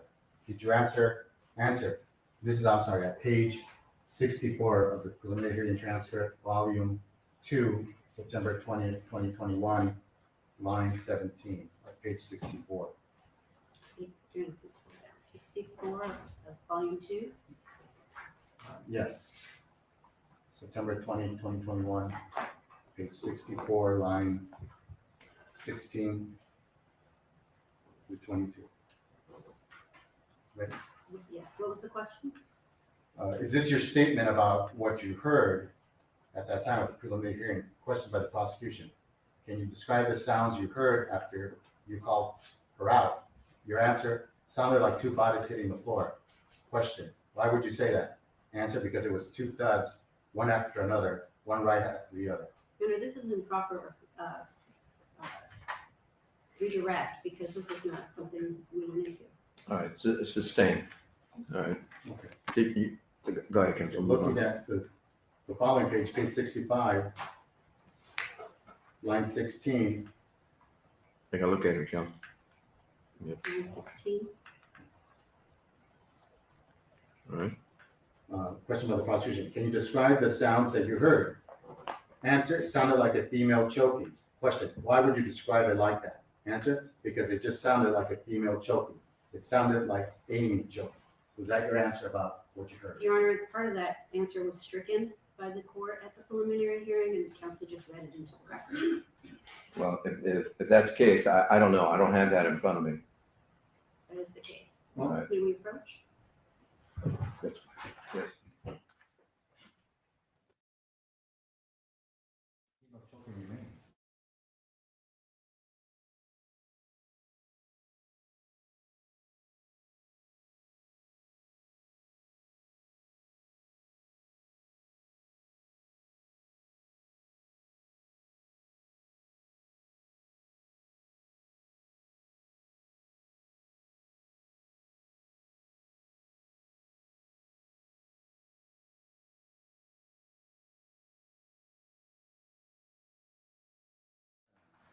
Mr. Herman, was your statement at the preliminary hearing on September 20th, 2021, that because it sounded like a female choking. Yes. And now, when the police officers first saw you that night, did you have any blood on your shirt? I believe I did. So if you have blood on your shirt, you're telling them someone just attacked your roommate. Is that Yes, correct? yes, Have these officers ever met you before? no, And you have blood on your shirt? correct. And do they bring that up, that you have blood on your shirt and you're saying something happened to your roommate? Yes, Now, you said Amy was trying to reinforce the actual French doors that were later broken? Objection states the testimony. I don't know. Is that correct, sir? I said that I overheard her asking the handyman to reinforce the French doors, All right. Which French doors? the front ones that were damaged. And the body worn video, have you been able to see the body worn video when police officers first arrive and have contact with you? Yes, And does that body worn video show the TV, the condition of your TV? yes. Vegas to time, Your Honor. that, Yeah, why don't you clear that up? Well, at the time that the officers come into the property and go with you into your room, are you able to see the TV, how loud it is and so forth? It wasn't making any noise, but I saw it was on.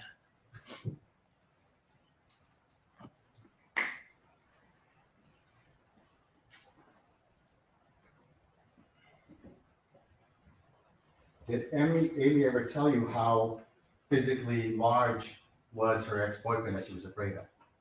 Yes, What did she say in that regard, as far as his Objection, Your physical? Honor, it's beyond the scope. It's that.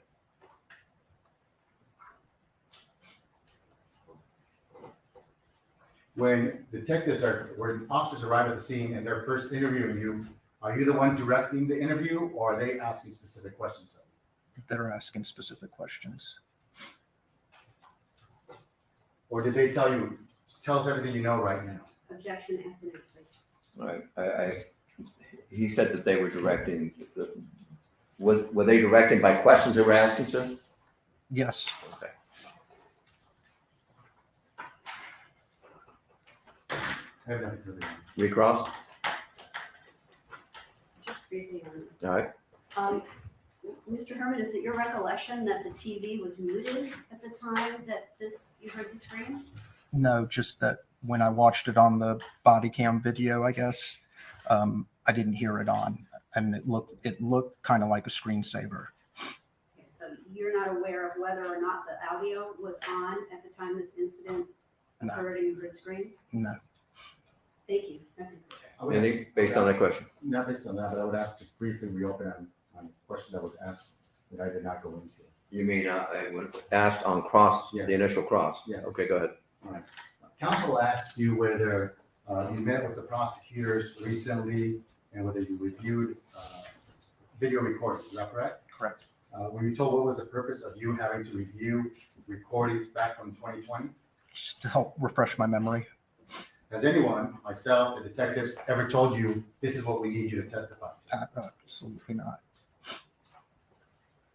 And your interviews with the detectives back on February 15, 2020, they were recorded. The initial interview, yes. So when they first met you, they recorded that interview Yes, and they recorded some subsequent interviews. yes. And you have nothing further. No. All right, so you may step down. Let's do can we approach you? You want to start 1:30 with this, or is it something you We can, can start at 1:30 with the reading of. is that you have readers, right? Yes, actually, we may do it right now. That's fine. All right.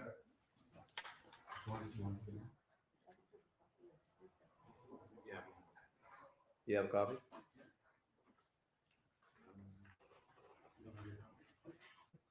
Is this the witness who's supposed to testify tomorrow? Yes, Your So, Honor. as I advised you, ladies and gentlemen, what's trying to happen now is kind of a recreation. This is a testimony that occurred by a representative of the FBI. And so someone's going to assume the role of that person, how they testified at the preliminary hearing, rather than that person being here tomorrow. That's the one I explained. All right. So you're assuming the role of the agent? I am, Your Honor. Okay.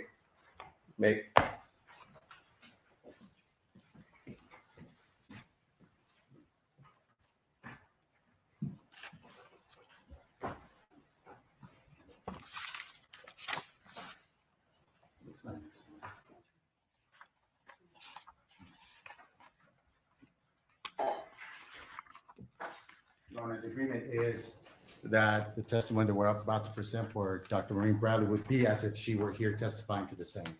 Right. Is that the stipulation yesterday? Yes. Okay. Is that stipulated? Yes, it was on the record, yes. You may proceed. And does the court want me to read the part of the clerk and court? I'll read those parts too then. Yeah, as long as you use different voices. No, go ahead. That's all. The clerk, called as a witness by the people, having been first duly sworn, was examined and testified as follows. The clerk can please state and spell your first and last name for the record. My name is Maureen, Maureen Bradley, Bradley. The court, Dr. Bradley, good afternoon. Good afternoon.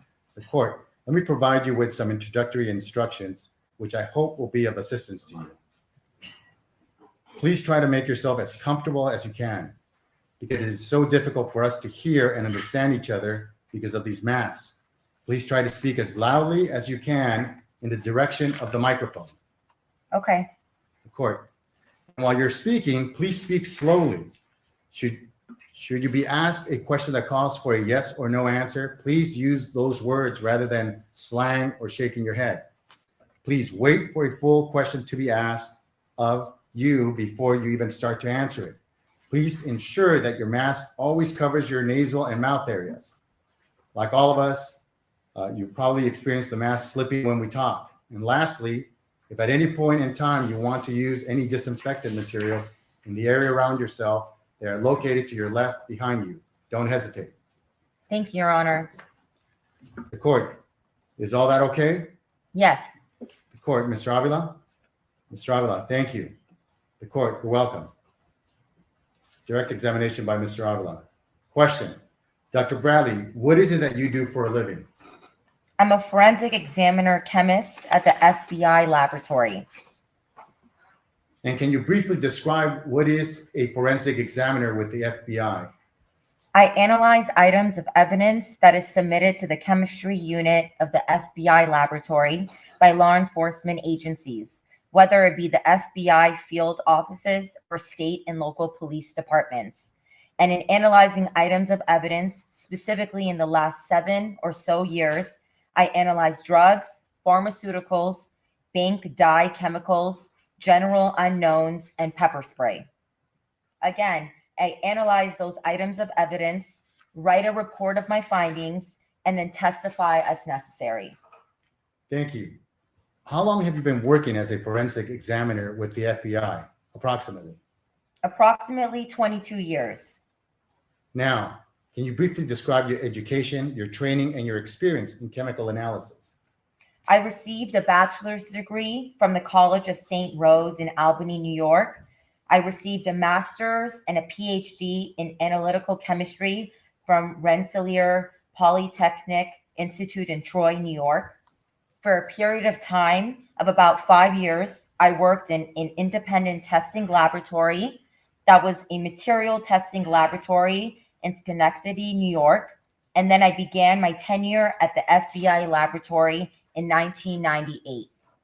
When I started my career at the FBI laboratory, I was a forensic examiner in training. I was trained to analyze items of evidence, specifically to document my analysis that I could be admissible in court, and I received specialized training in the types of materials that I analyzed, as well as specific instrumentation that I would use to analyze those materials. In my training, I took a number of oral examinations to demonstrate my knowledge. I took a number of competency tests, which were mock cases to demonstrate my ability to analyze these items and come to the correct conclusion. And I took a number of moot court exercises to demonstrate my ability to testify and explain my results in mock court settings. Thank you. And now you mentioned that you would receive substances from other law enforcement agencies, which you would then analyze. Is that correct? That's correct. We do not analyze items from the FBI field offices. We also accept items of evidence from state and local agencies. Now, drawing your drawing you to the date of July 14th, 2020. On that day, did you receive a package that was sealed with a label of 21520 Harwick 3220933? I did. I received that package, as you described it, through the normal course of business at the FBI laboratory. That is, as one of the examiner's chemists, case working unit personnel, we don't actually physically receive evidence through the mail. We receive it through our evidence management unit. So I received that package through the evidence management unit. And was that package a syringe holder labeled in part DR number 2006-06220? Yes, it was. And with a PID number 18 and a number 21? Yes, it was. And how would you describe, well, did you make a description of the item as a syringe with a cap needle containing amber to orange liquid? I did. And did you take a picture of that syringe with that liquid? I did. Your Honor, I have an exhibit that was at the preliminary hearing marked as People's Exhibit 16. May this now be marked as People's 24? Yes, and with that, we're going to go ahead and break, ladies and gentlemen. Let's have a good lunch. We'll see you back at 1:30, if you will. And for the record, the reader, what is your name, please? Negin, Negin. Last name Mostadim, Mostadim. Thank you very much. You're excused, ladies and gentlemen. What was that exhibit? Is that a photo of some sort?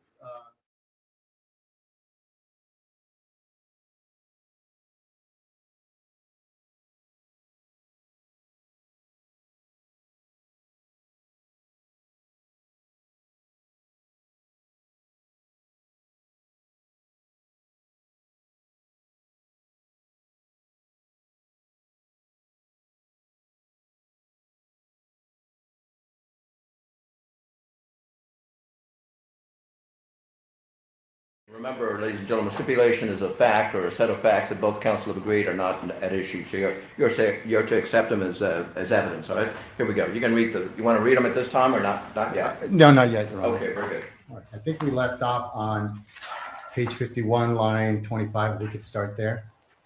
All right. Question by the prosecutor. Looking at People 16, page A, can you describe to the court what is shown here? The top photograph is, I'm sorry, go ahead. The top photograph is item 1, which is the FBI lab description of the syringe. The number 202000954. Number 1 is the laboratory number assigned at the FBI laboratory. So the photograph from the top is the syringe, item 1, described in my check-in notes containing this amber to orange liquid. The needle of the syringe is capped, meaning that it has a plastic clear cap that covers the needle. The bottom photograph is a close-up of the liquid in the barrel of the syringe. So if you look to the right-hand side, there's a black rubber plunger. That's the end of the plunger of the syringe. The middle is the orange to amber liquid, and then on the left-hand side is where the needle holder screws into the barrel of the syringe. And would you describe this as a 3mm syringe? Yes, it is a 3mm syringe. And about how much liquid is in that syringe at the time you took these photographs, approximately? There's approximately 1/2 a milliliter in the syringe of liquid. Now, aside from receiving this syringe, did you receive some information from the law enforcement agency as far as the conditions in which this syringe was found? I did. For each submission that comes into the FBI laboratory, there is a written request that comes in with the evidence that accompanies the evidence. So in that incoming communication, which was actually through the FBI field office in Los Angeles, there was a brief description of the crime as well as where the syringe was taken from. On August 25th, 2020, did you analyze that liquid in that syringe, which was now FBI item number 1 under the FBI number 2020-00954? I did. And can you describe to us how you analyzed the liquid? I removed the liquid from the syringe and put the liquid into a test tube. I then characterized the liquid in my notes. And if you could follow, I'd like to take my notes out. The court, if that will assist you, Yes. the court, you may reference them. Do counsel have a copy of the notes? Ms. Bernstein? Yes. Ms. Bernstein, yeah. Mr. Avila, yes. The court, okay. Thank you.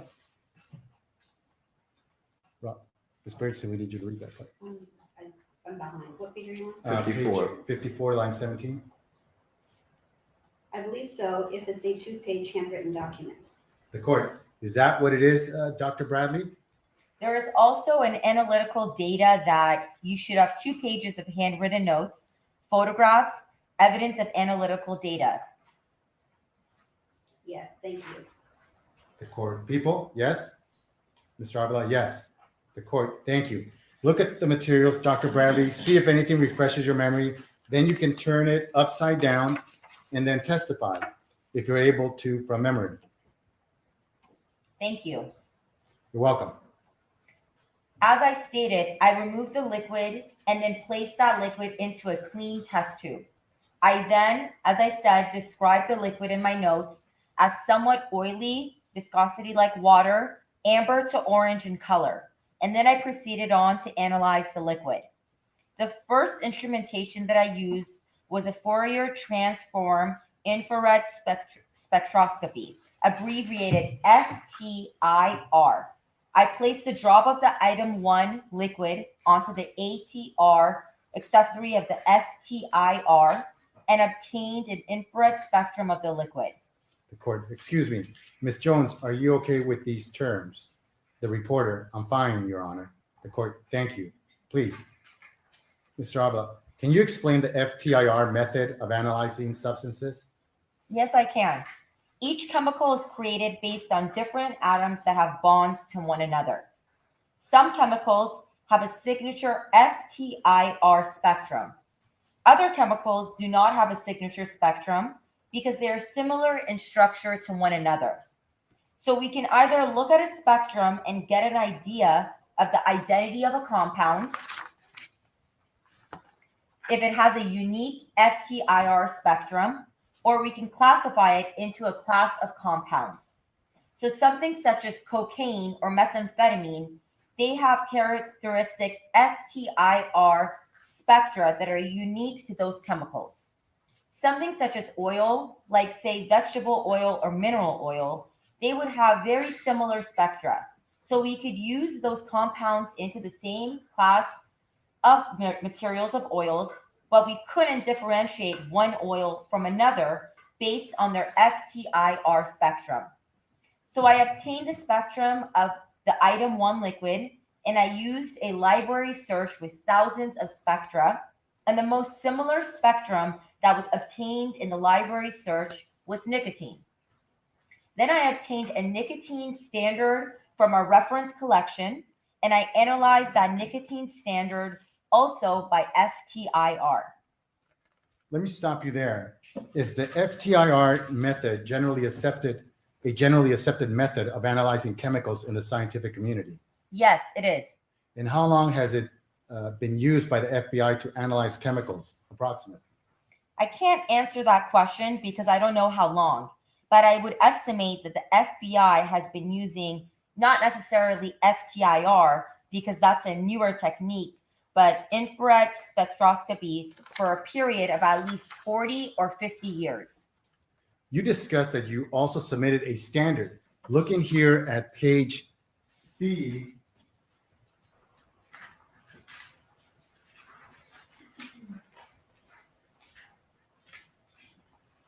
of this exhibit, people's number 16, but in court it's people's number 24. Can you tell us what is shown here? Yes, this is the nicotine standard obtained from our reference collection. And what is the purity of this standard as it's labeled? As labeled, the purity is 99%. What does that mean?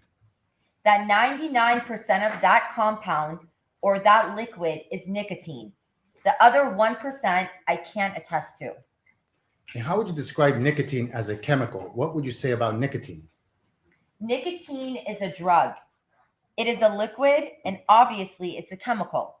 It is not a drug that is a controlled substance by the Controlled Substance Act, as is heroin or cocaine, but it is a drug and it is a toxin or a poison. Why would you say it could be a toxin or a poison?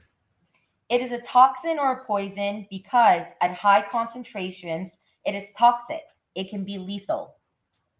And please complete your explanation how you analyzed the sample from the syringe and the 99% pure standard. So I obtained the FTIR spectrum of the item 1 liquid. Library searches indicate that it's nicotine. I get the nicotine standard. I run that the same way I have run item 1 liquid by placing a drop of an ATR crystal and obtaining the spectrum. And then using the software with the instrument, I'm able to compare the two different spectra to one another by using an overlay of the two spectra. So they do overlay well with one another. There are some indications in the item 1 sample that there are some light differences from the nicotine standard. So I proceed on to another. Sorry to interrupt. The slightest differences, given your experience, do you know what they may relate to? I do not. I did not. It wasn't evident to me what those slight differences were in the spectra, and I did not necessarily pursue that. If you could continue with your analysis under the FTIR method. So when talking about the comparisons and there's some slight differences, I did not pursue that. So I can't speak to what those differences are. So ultimately, what was the result of the FTIR method for you? So the item 1 contained nicotine. I proceeded on to a second instrumental technique to pursue the identification of nicotine. I'm sorry to interrupt. Sure. How many more methods are you going to use to determine whether the item from the syringe is nicotine? In this scenario, I used 2 additional methods. And were these 2 additional methods to confirm that the item from the syringe was nicotine? These 2 additional instrumental techniques were used to identify nicotine in the item 1 liquid. Can you explain the second method that you used? The second method that I used is DART mass spectrometry. The DART standards for direct analysis in real time, and I use both item 1 liquid and the standard, the nicotine standard, and I introduce the liquid using a capillary tube into the instrument. This instrument provides accurate mass of compounds that are present in the sample, whether it's a solid or a liquid. I then introduce the standard to the instrument, and I use the instrument software to analyze the data and to obtain the accurate mass of the item 1, the compound in the item 1 liquid, and the accurate mass in the nicotine standard. Is the DART method of analyzing and identifying chemicals, is that a generally accepted method in the scientific community? Yes, it is. So if you could, continue as to what you did with the DART method. So as I said, I analyzed both the item 1 liquid and the nicotine standard, obtaining the accurate mass for the compound in both samples, and they were comparable to one another, meaning that the instrument produced the same result. What does that mean, the same result? Again, I'd have to look at my notes to get. With the court's permission, the court, you may, please. So as I said, the instrument will determine the accurate mass of the compound or compounds in the sample. So the item 1 liquid rendered a result of 163.123, and the nicotine standard rendered a result of 163.123. How is that significant? So the accurate mass of the compound present in item 1 is the same as the accurate mass of the nicotine standard. There's also a theoretical mass of nicotine that is calculated, and that value is 163.123. And what else did you do to analyze the liquid from the syringe? So the last instrumental technique I used was the gas chromatography mass spectrometry. I dilated the item 1 liquid 1 to 100 in methanol, And then I diluted the 1 to 100 dilution again, 1 to 100. And let me stop you there. Are you now mixing methanol into the liquid, the sample from the syringe, and also on the 99% pure standard? yes, I'm using a methanol to dilute the sample. So to dilute, it's just what it sounds like. I'm taking 1 part item 1 and adding 99 parts methanol to it. So I'm diluting it down 1 to 100. And then I'm diluting that 1 to 100 solution, another 1 to 100 fold to ultimately be 1 to 100, 1 to 10,000 dilution. Why are you doing that? The reason I'm doing that is I don't want to overwhelm my mass spectrometer with too much sample. And I don't want to have the concentration of the solution be approximately 100 parts per million. So I dilute my sample 1 to 10,000, and I also dilute my standard 1 to 10,000 using that same serial dilution, 1 to 100, taking that, dilating that 1 to 100, the final being 1 to 10,000 dilution. Okay. And how does that assist you in analyzing what is the identification of the liquid from the syringe? How does that process assist you? I'm not sure I understand your question. We're talking about the GCMS standard, right? Yes. And so maybe I interrupted you. After diluting the 2 samples, what happens after that? So I take that dilution, I put it into my instrument, and the gas chromatography portion of the instrument will separate any components that are present in that liquid. So if I had a mixture of materials, I could separate out the different components in that mixture using the gas chromatography. That will pass the detector, meaning the components will pass to the detector at certain times, and then they will be analyzed by the mass spectrometer. So again, gas chromatography will allow for separation, and then the mass spectrometer will I think, obtain a spectrum and look at that spectrum and identify what particular component is. So in this run where I analyzed item 1 and the nicotine standard, I only obtained 1 peak for item 1 that was diluted 1 to 10,000 in methanol, and 1 peak for my nicotine standard that was diluted 1 to 10,000 in methanol.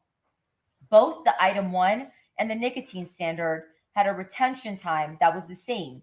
And that retention time was 5.79 for item 1 and 5.79 for the nicotine standard. And that peak, or that component at 5.79 in item 1 was identified as nicotine, and that peak at 5.79 in the nicotine standard was identified as nicotine.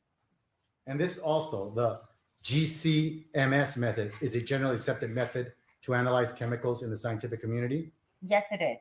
And did you do anything else under this method? Not by GCMS, no. Did you do any further dilution or testing? No, I did not. I did take a photograph of the nicotine standard, eloquent of the nicotine standard. I'm sorry, the court reporter, I'm sorry? Eloquent, ALIQUOT. I feel like I'm in a spelling bee. The reporter, thank you. The prosecutor, looking here at people 16, photograph B, can you tell us what is shown here? As I said, I took this eloquent of the nicotine standard, put it in a test tube, and that is the test tube on the right-hand side. And the item 1 liquid is on the left-hand side. And that, again, going back to the beginning of my testimony, is the item 1 liquid that was removed from the syringe and placed into a clean test tube. Is there any reason, given your experience, for the different coloration of both samples? There can be a number of possibilities as to why there is a difference in the colors of those 2 specimens. The one on the left is a larger volume of liquid, which can make something appear darker if there's more volume to it. Also, with chemicals, they can undergo environmental effects, if you will, such as oxidation. So that's another possibility. They could be two totally different chemicals that would render them to be visually different. Does the color in itself, is that an indicator of a purity or concentration of nicotine? It can be, but again, there's so many factors that can go into explaining that. It can't be the be all and end all to it. If a liquid such as nicotine in the syringe were exposed to conditions outside, let's say outside of a laboratory, like it's out on a balcony exposed to air, can that affect the color of the liquid? Again, as I testified, environmental factors could have an effect on chemicals, liquid chemicals, solid chemicals, and how they appear visually. After using these three methods to analyze the liquid from the syringe, what was your opinion as to the liquid from the syringe? That nicotine is identified within the item 1 liquid. And given the use of these three methods and the use of a 99% pure standard, do you have an opinion or any reasonable inferences as to the purity of the nicotine in the syringe? The FBI laboratory does not quantify. It does not determine a value or a purity to a chemical, or whether it be methamphetamine, whether it can be an oil, what have you. That being said, provided that 99% nicotine standard is 99% pure, an inference can be made that because the dilution of 1 to 10,000 for the same sample and 1 to 10,000 for the nicotine standard that was analyzed contemporaneously with the same sample provided comparable results, meaning the magnitude of the response from the instrument as well as the ion ratios that are present that were evaluated, that one can infer from that it has a purity of, say, approximately, 90 to 100%. The sample from the syringe. Correct. And I had sent you a stipulation. I emailed you a stipulation where I had indicated to whether it would be appropriate to say that the sample from the syringe was consistent with the 99% purity standard. Do you remember that? I do recall that, yes. You indicated that that was not a proper language to use. Correct. And now you're here to explain what is the proper language to use. Yes.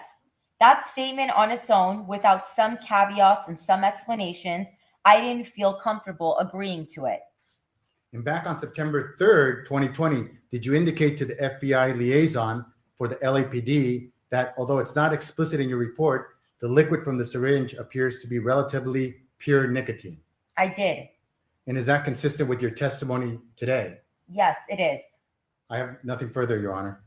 The court, Mr. Avila, thank you. Ms. Bernstein, cross-examination, please. Yes, of course. Mr. Avila, please. Yes.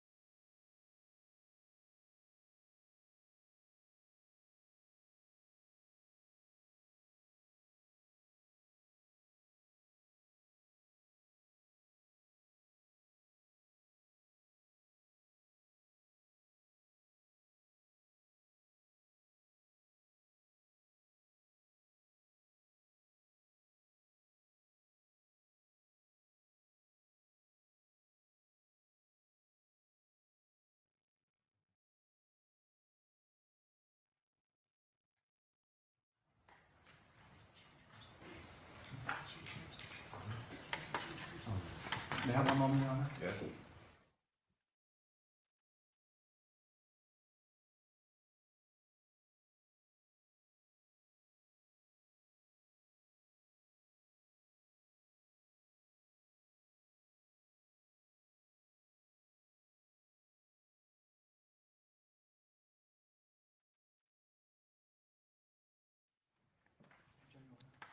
Ms. Bernstein-Lev, cross-exam, please. Thank you. May I take my mask off again? The court, if that will help you, yes. Ms. Bernstein-Lev, thank you. The court, you're welcome. Cross-examination by Ms. Bernstein-Lev. Good afternoon, Dr. Bradley. Good afternoon. How many times have you spoken with Mr. Avila during the course of your investigation in this case? I would have to ballpark, but I would say perhaps 7 to 12 times. Did you keep notes of those conversations? Some of them, yes. Do you know if those notes have been provided to the prosecution? Any notes that were provided to the prosecution should have also been provided to the defense. I'm not sure if I'm answering that question correctly. The notes that you have of telephone conversations, would those be handwritten or are those detailed in typewriting, lab notes?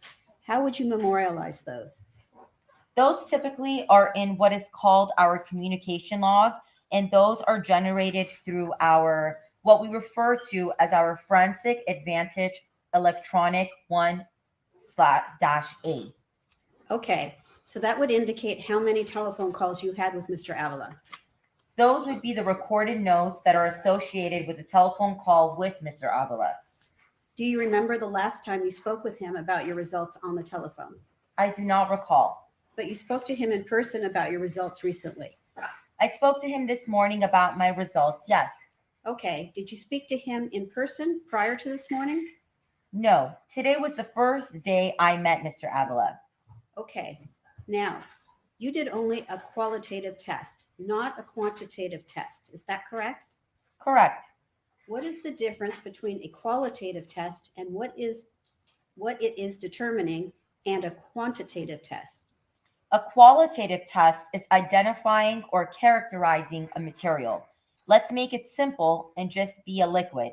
Identifying or characterizing as best I can of that liquid versus saying that in that liquid, I have component A at a concentration of whatever percent, plus or minus some uncertainty value, and component B with a certain percentage with an uncertainty value, etc. So what is it you've just described? You're talking about the quantitative. As I explained, the qualitative would be the identify or characterize, characterizing again, being to the best of my ability if I can't identify. So component A is in item 1. Right. Whereas in quantitative, I would state that in item 1, I have component A at a certain percentage, plus or minus my measurement of uncertainty. Also, component B is present in item 1 at a certain concentration with plus or minus measurement of uncertainty, etc. So is it safe to say that quantitative tests test for for the quality, and the quality in terms of how much of a substance is in the test, the item that's being tested, as opposed to qualitative, which is just identifying an object or an unknown quantity? Can you repeat that? Sure.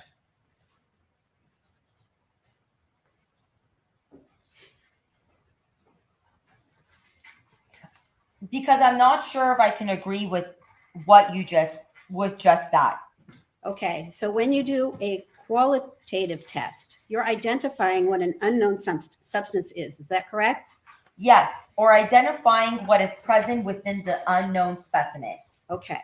So there's some extraneous materials that aren't necessarily important that we don't report on, okay? Okay, but it's basically just to identify what something is when you do a qualitative test. Identify what something is or identify what is present in a sample. Okay, and then there are quantitative tests that determine the amounts, the actual amounts of what you call analytes in a substance. Is that correct? Yes. As you said, a quantitative analysis is determining what is present and at what amounts, or we typically talk in percentages, because with chemicals, purity is an important factor. Like in drugs, if it's 100% pure or if it's 30% pure. Do you know how many times you've tested a substance that is nicotine? This is the first time that I've identified nicotine in a sample. That's not a true statement.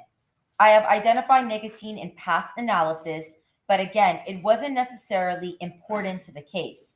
So just to give you an example, as I testified earlier, I analyzed bank security devices. So a bank security device is a device that is given to a bank robber during the commission of a bank robbery by a teller surreptitiously, so it's hidden in a stack of fake money. So that bank security device is made to go off when that device leaves the bank, and it explodes and gives off a red dye and also sometimes some tear gas. So the premise of the bank security device is to separate the bank robber from the money or render the money so that they can't spend it because now it's all dyed with red dye. So a bank security device may have gone off in a car. For example, you've got red dye present in the car and that dye swabbing is sent into the lab for analysis. I may identify nicotine in that specimen just because that person was driving. A person in that vehicle may have smoked cigarettes, and so I might identify nicotine. But that's not important to the case, so I'm not going to report it. All right. But would it be fair to say this is the first time you've worked with liquid nicotine? Yes, it is.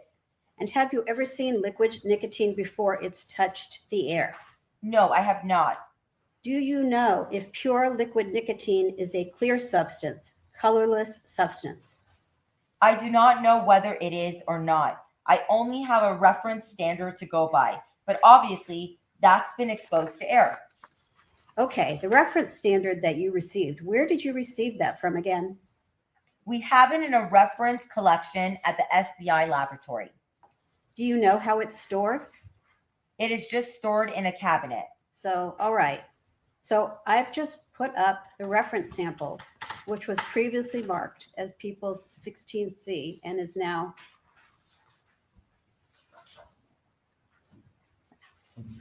Oh, it's okay. What's the number?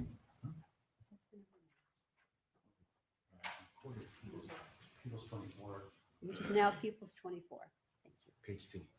Page C. Do you know whether this reference sample had ever been opened prior to you opening it? I don't know firsthand. I could speculate that it was opened prior to me using it because typically with the chemicals that we have, if they're not open, they'll have a plastic seal around the cap, and that wasn't the case in this case. All right. And do you know how long the laboratory has had this particular item which you used as a standard? I do not know. So it could be 5 years. It could be.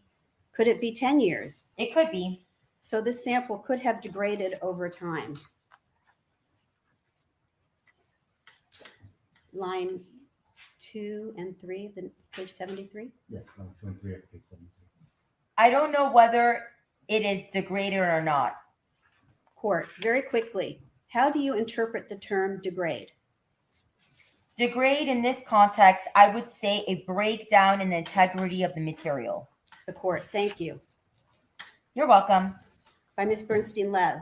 And if the integrity of the material broke down, then it could be less than the 99% purity that is on the label.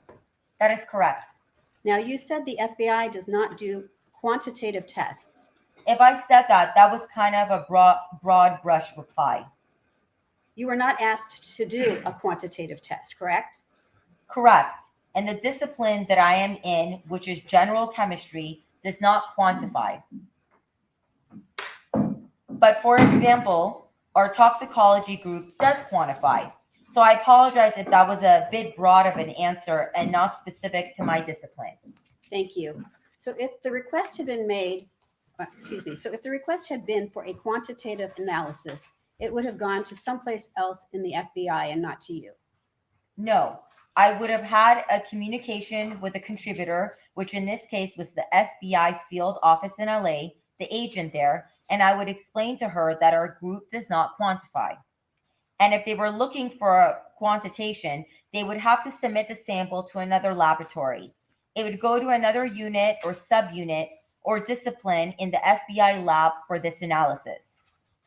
So no matter how the LAPD initiated a request to the FBI for a quantitative test, the FBI would never do a quantitative test? They would ask for that, but they would have to get that analysis done at a different laboratory. A different FBI laboratory? No, at a different laboratory. So the FBI would not do a quantitative test for the Los Angeles Police Department on this particular item? That is correct. All right. Are you familiar with, I assume you are familiar with, the Laboratory Operations Manual and Standard Operating Procedures, which include the FBI approved standards for testimony and report language utilized by the chemistry unit? Yes. And you're aware that the defense was supplied with a copy of that? Yes. And as outlined in the chemistry unit, FBI approved standards for scientific testimony and report language for general chemistry. Do you know that it says, quote, an examiner may not report the purity of a chemical, but can state his or her opinion about an estimated concentration of a chemical as long as it is clearly stated that the estimate is not the result of a validated quantitative measurement? Yes. Now, in order to do you know how one would go about doing a validated quantitative measurement for an item that by the library had been identified as nicotine? I'm generally aware, but because we do not have methods that are quantitative, I may miss a step in the validated procedure, if that makes sense. Do you know what a lethal dose of nicotine is? I do not. Were you aware that the LAPD had analyzed the liquid that was in item 1 prior to you receiving it? I don't know if I knew that when I first received it or not. I don't recall. Did you later become aware of that? No. So you have no knowledge of any testing done by the LAPD on this particular item? As I stated, I may have known in the beginning of back in July of 2020, but I don't recall. What is cotinine? I do not know. Do you know what the metabolites of nicotine are? Not off the top of my head, no. And you did not do any testing of the control that appears up on the screen right now to see whether or not it was, in fact, 99% pure. Is that correct? I did not test the purity of the nicotine standard because, again, our group at the FBI laboratory does not do quantitation. So the number was not verified. And you cannot say that either the standard that you used or the contents of item 1 contained 99% purity nicotine. Is that correct? I cannot. That's correct. Thank you. I have no further questions. The court, Ms. Bergstein left. Thank you. Ms. Chavela, I have no questions. The court, redirect Ms. Chavela. Ms. Chavela, no, Your Honor. The court, may Dr. Bradley be excused by the people? Ms. Chavela, yes. The court, by the defense? Yes. The witness? Thank you. The court, Dr. Bradley, I want to thank you for your testimony. Please do not discuss it or the facts of this case with any other witnesses in the case until we finish the hearing. Please step down carefully. You are excused and may leave. Thank you for your help. Appreciate it. All right. Your Honor, I have in my hand a one-page document. It's a photograph. All right. It's People's 25. It's a different syringe. Each has a lab number on photograph on top. 2020-00954, number 2, item 2 as received, and then a separate photograph at the bottom that indicates item 2 as received, close-up of the cap. May that be marked as people's number 25 for identification. Yes, Mark. We have a stipulation. This will be marked as people's number 26, if I may read it into the record. Yes. The people in the defense stipulate that Dr. Maureen J. Bradley, an experienced forensic examiner and chemist with the Federal Bureau of Investigation, FBI, be deemed called as a witness, sworn to testify truthfully, and qualified as an expert in the chemical analysis of substances. That she would testify that on or about August 23rd, 2021, she was in receipt of a syringe identified by the Los Angeles Police Department as item number 13 for DR number 2006-06220. Dr. Bradley identified the syringe as item 2 for the FBI laboratory number 2020-00954. Dr. Bradley took photographs of this syringe as depicted on People's Exhibit number 25. Dr. Bradley then conducted a series of laboratory and chemical tests on item 2 syringe and residue within the syringe. The results of her examination were the following: Residues of yellow viscous liquid were present in the cap of the item 2 syringe. The barrel, needle, and cap of item 2 were rinsed with methanol.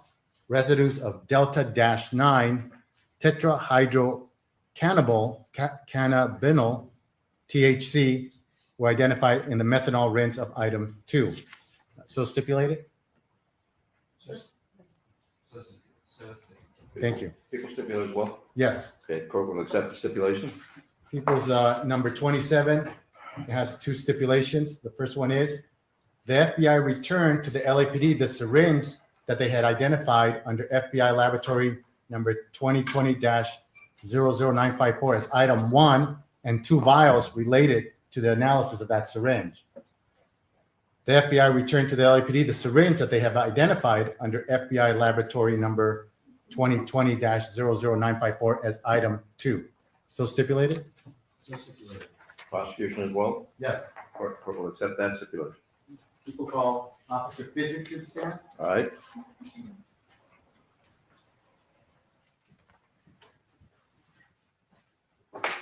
What's the license? FICUK. Okay, thank you. Officer, if you would approach the witness stand. If you could face my my clerk there, please. Thank you. Raise your right hand.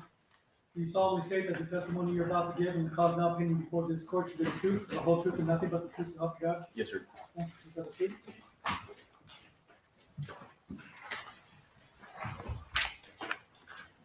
Please state and spell both your first and last name.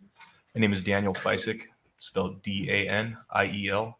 Last name Feisik, F-I-C-E-K. All right, you can.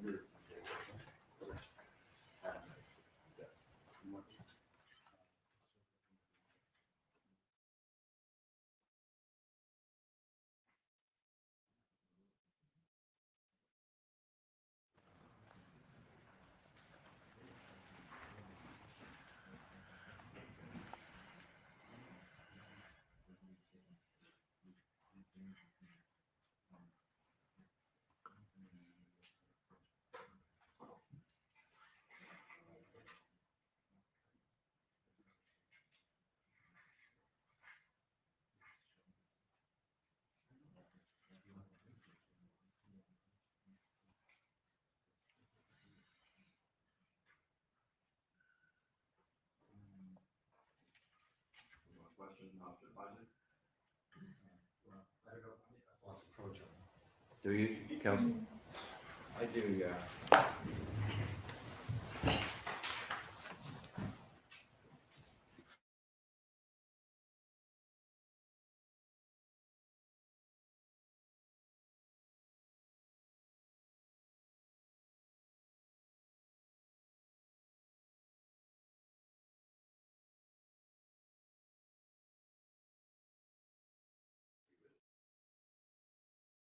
All right, here we go. All right, counsel. Can you please tell the jury what it is that you do for a living? I'm a police officer for the Los Angeles Police Department. And how many years have you been a police officer? Approximately 6. I want to draw your attention back to the date of February 15, 2020. What was your assignment on that date? I was assigned to Hollywood Watch 3 Patrol. 6 Adam 15 was my unit designation. And what does that mean that you were assigned to Hollywood Patrol? Basically, I handle radio calls in a specific area within the Hollywood Hills area. And did you receive a call sometime around 1:14 in the morning? Yes, sir, I did. And what was the information that you received? The radio call read as a screaming woman. And did you have a partner that day? I did. And did the call provide you with any other information other than a screaming woman? From what I recall, no, it was just a screaming woman at a residence. And did they give you an address to go to? Yes, I did. And where were you when you first received this call? I was at Hollywood Station. And approximately how far is that from 2086 Mound Street? I would say approximately 4 to 5 miles. So how did you get to 2086 Mound Street? I don't remember my exact route of travel, but we did use GPS. It gets confusing in the hills. Did it take you a few minutes to get up there? Yes, sir. And why is that? during the time of night, it was there's a lot of twists and turns up in the Hollywood Hills. And initially we did not use GPS because we believed we knew how to get there. And when we took a wrong turn, we used navigation to get there correctly. And did you have a body-worn video camera on your person?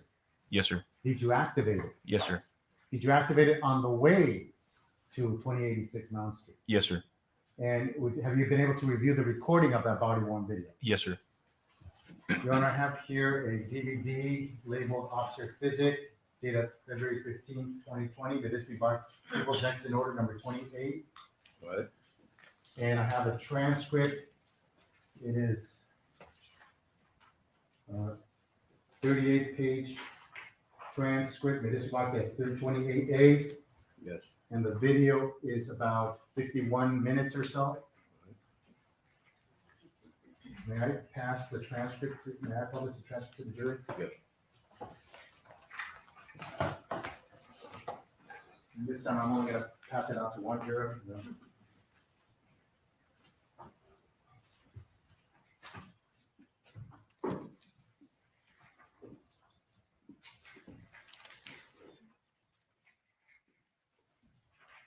I'll give you a copy. Thank you, sir. Physics to follow along. Thank you.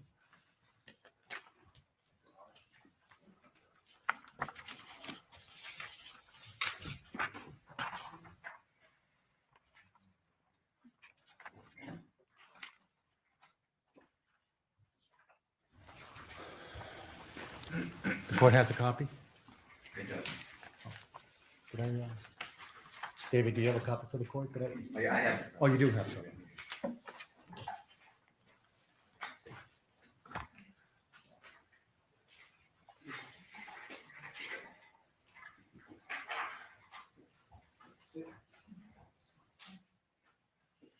Okay, it seems like everyone has a copy.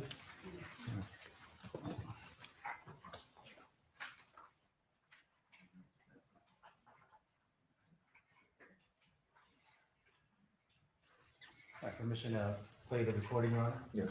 I'll stop it every few minutes just to ask you what's going on, okay? Yes, sir. I should take a quick road. I didn't.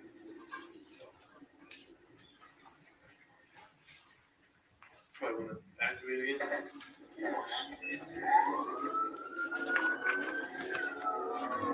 And then you're gonna make a right on Longview, I think. Yeah, right. Should be coming up. This is it.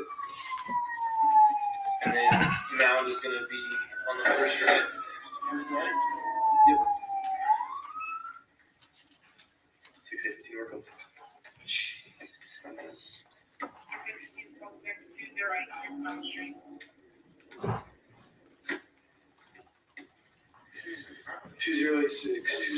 think it's gonna be up here.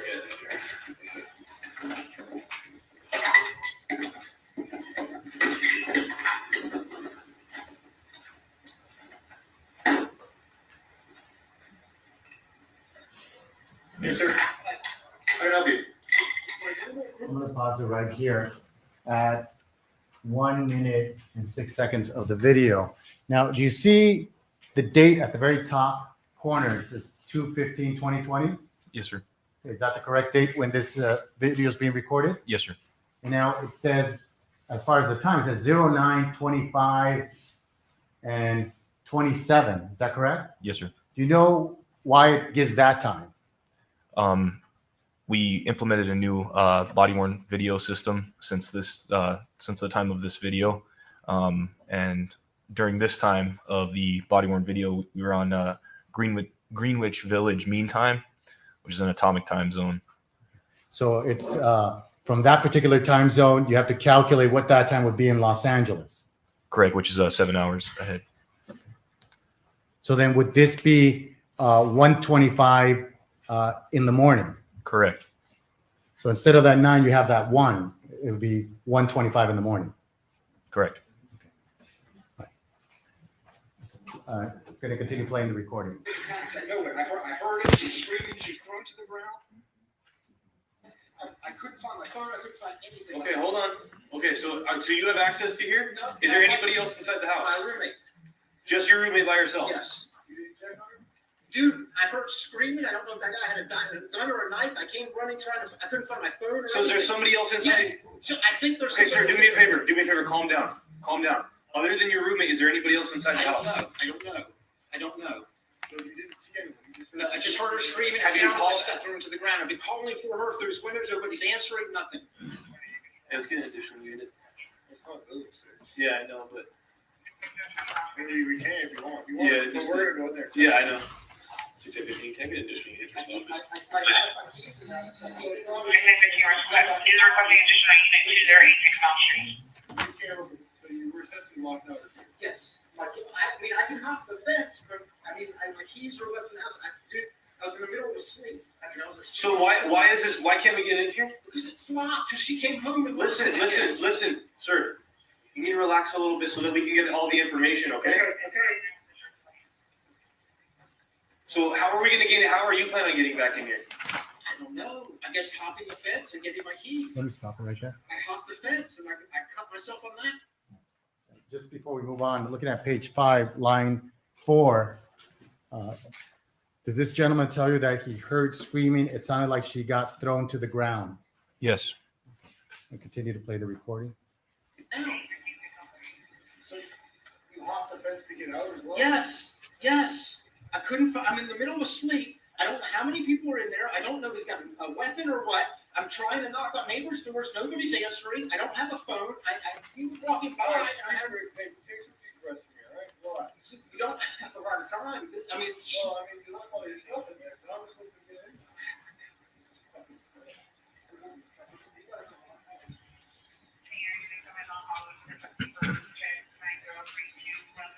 Well, sir, so how are we supposed to gain entry into this place? I guess hop the fence with me. We'll go around back. The back door's open. Let's go. So where's your key at? Inside, downstairs. The back door's open. So you came out and came up this way? Yes. Hey, partner, we're gonna have to jump it. We're trying to find a better place that we can jump it.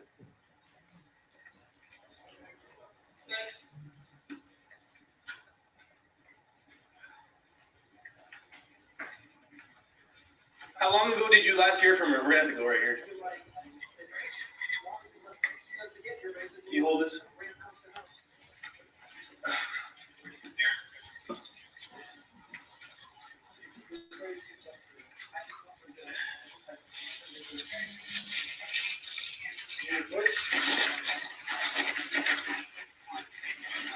Dude, this is.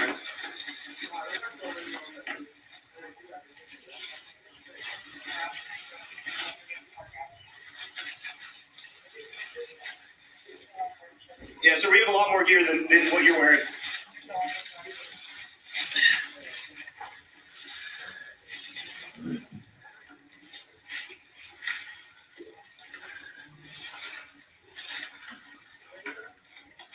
Well, that'd be great if we can get.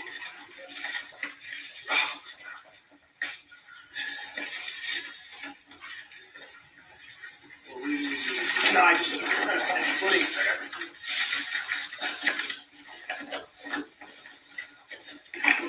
Yeah. Can you get your knife cut? Can you cut that?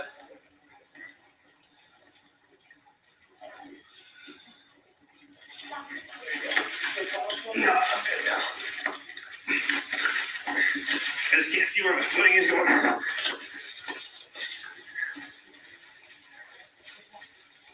Sir, can you wait a second? I'm waiting for my partner.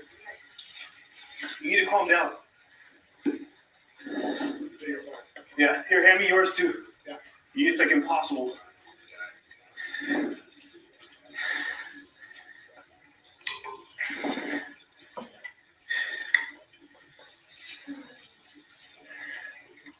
Watch out, there's a tree above you. With your head. Use it as a branch if you need to. Don't use this as a solid.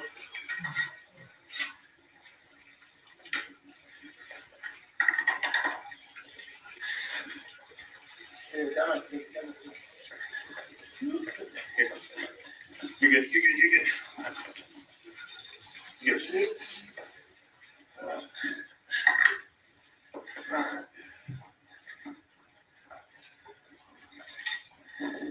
16, 15. supervisor responding to this, so we had to hop the fence. We're gonna be at the rear of the location.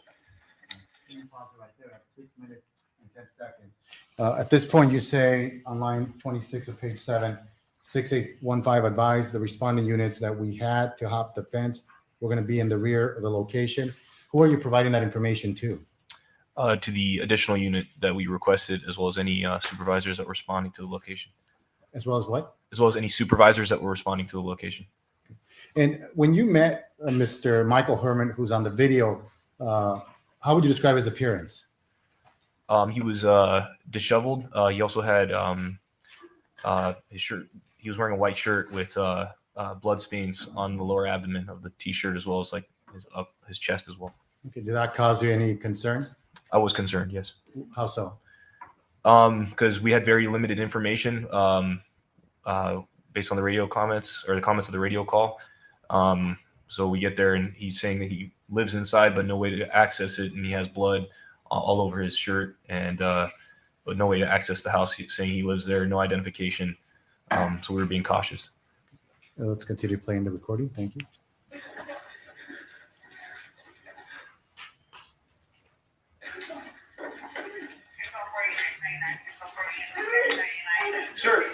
Sir, come here. Relax. Take a seat. Take a seat. What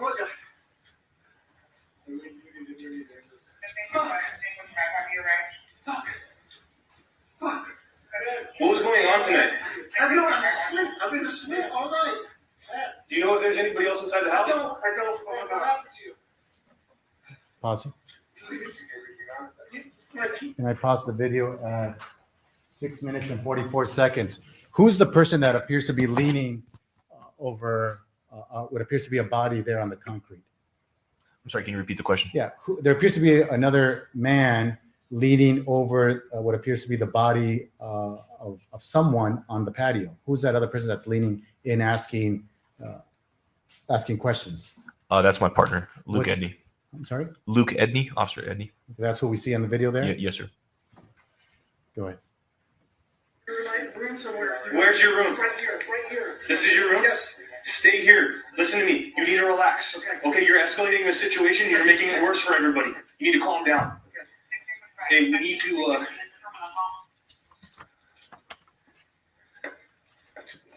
where she's having a seizure. Oh, Jesus. I paused it at 7 minutes and 10 seconds.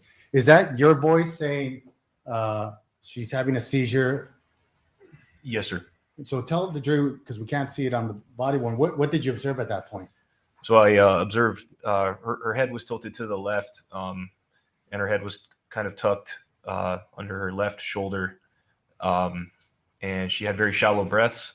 There was also blood coming from her mouth, and her eyes were somewhat rolled back into her head.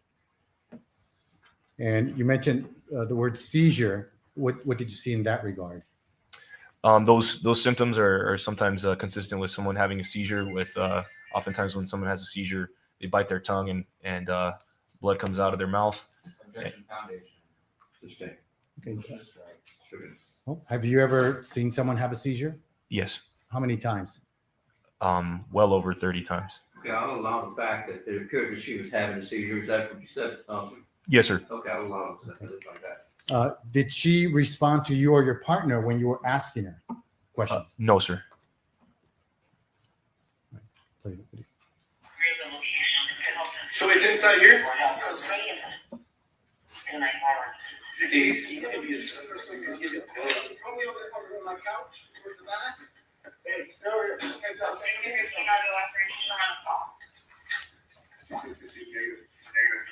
We gotta get these keys. Where are the keys at?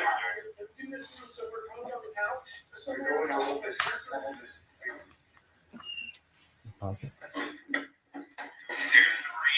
Now pausing it at 7 minutes and 38 seconds. Why do you have your guns drawn at this point? Based on the information provided by the gentleman who lived there, Mrs. Harwick's roommate, stating that there might be someone upstairs, and just the totality of the circumstances. Tactically, we wanted to render the house safe prior to doing anything else. Thank you. Okay, I'm gonna hold it here.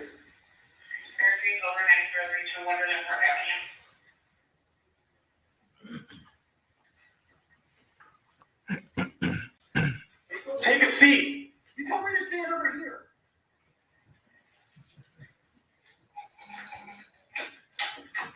All right, I'm gonna hold. Go get that open, okay?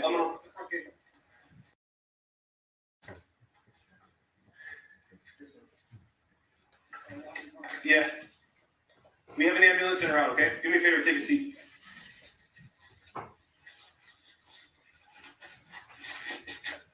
Awesome. Now I paused it at 8 minutes and 20 seconds. At what point did you request paramedics or an ambulance? My partner at the time requested an ambulance within seconds of contacting Mrs. Harwick. Thank you.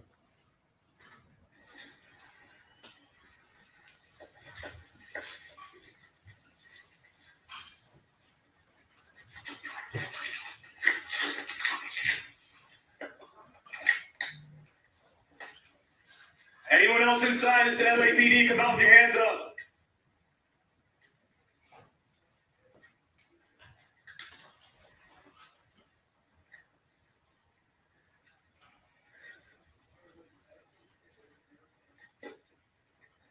Hey, somebody pat him down, please.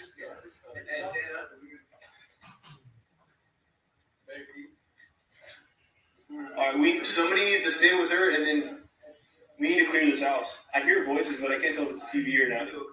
Yeah, I already did.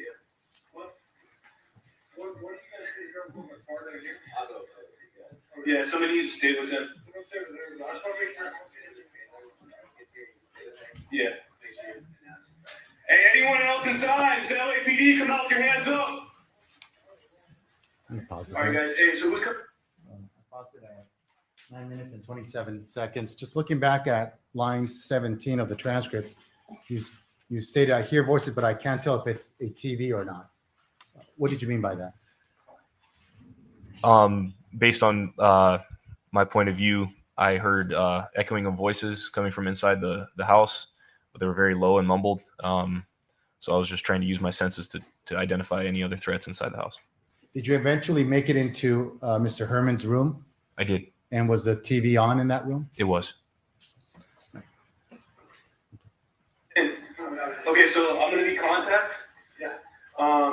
You're gonna be arresting team, okay, partner? You're gonna be less than lethal when it comes to it, okay? No, not yet. Hey, you're gonna do communications also, okay? Ready? This room, these two rooms are clear already. I hear voices, but I can't tell. I got an open room. There's a balcony to the top. Got couches. Looks like a kitchen to the right. Okay, so I'm gonna turn right. Partner, you come with me. Hey, podcast, you cover this side, okay? You cover straight ahead. Got it? I'm going.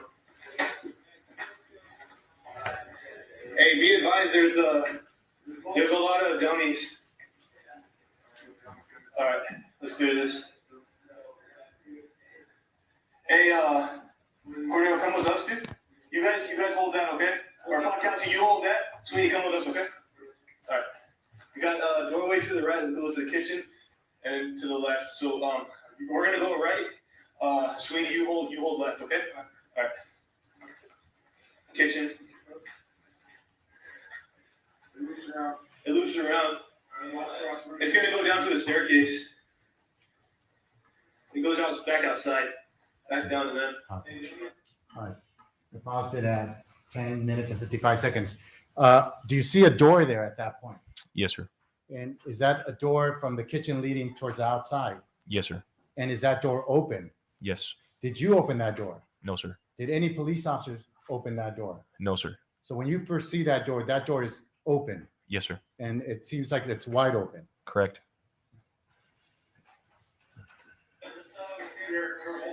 Yeah.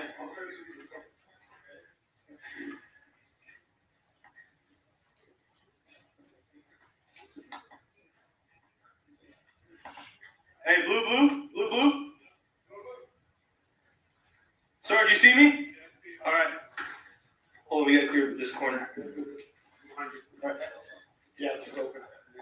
This goes around to the front. All right, let's go up there, clear it, and go back to podcast. All right.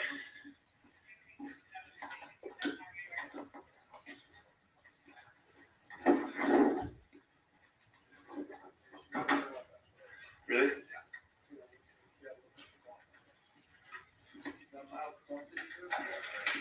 He said he heard her screaming, right?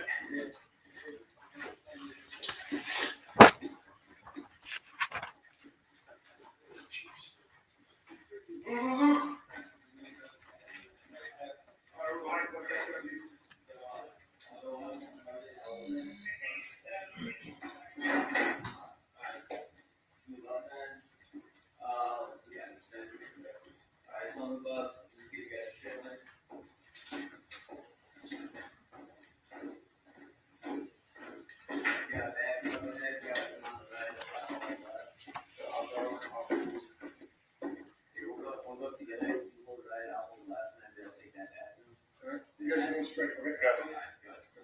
Come on, you swing.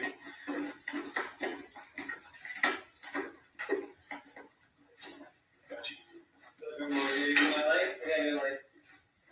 Podcast, you Charlotte? Right here. Yeah, it's not for us as the master. All right, so you guys can move up in unison. Ready? On you guys. Just hold it. They're gonna move up in unison. You're good, Pascal. Whenever you guys are ready, go ahead. Go back in.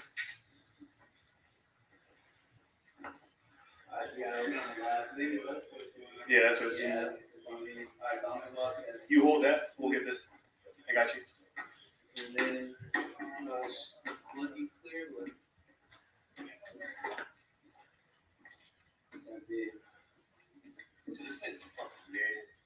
That's so nice. It's clear here. You see it?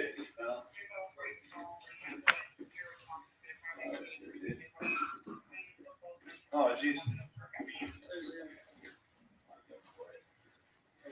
Oh, we haven't cleared the whole house yet. Yeah, he's holding another. Positive at 13 minutes and 40 seconds.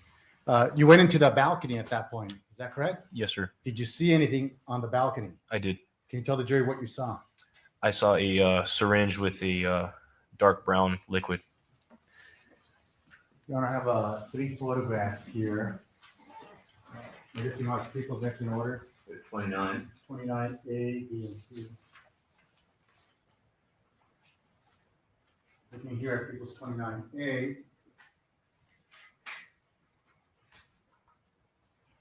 You recognize what's shown there? Yes. What is that? That is the same syringe that I observed. And is it in the, on this photograph, is it in the same location where you first observed it? Yes. Looking at photograph 29B, is that a close-up of that same syringe? It is. And looking at photograph C, is that even more of a close-up? Yes, sir. And the way it looks here on C, the color of the liquid was not the color that you observed that morning. Yes, sir. And what did you think it was when you first observed it? Objection, relevant, speculation. You can use that. I believed it to be black tar heroin. Have you seen heroin like that before? Something similar, yes, sir. All right. And then we're going to continue to play the. Hey, partner, there's a full. I gotta go to the right, multiple calls to the right. All right. To the left and then I'll go left.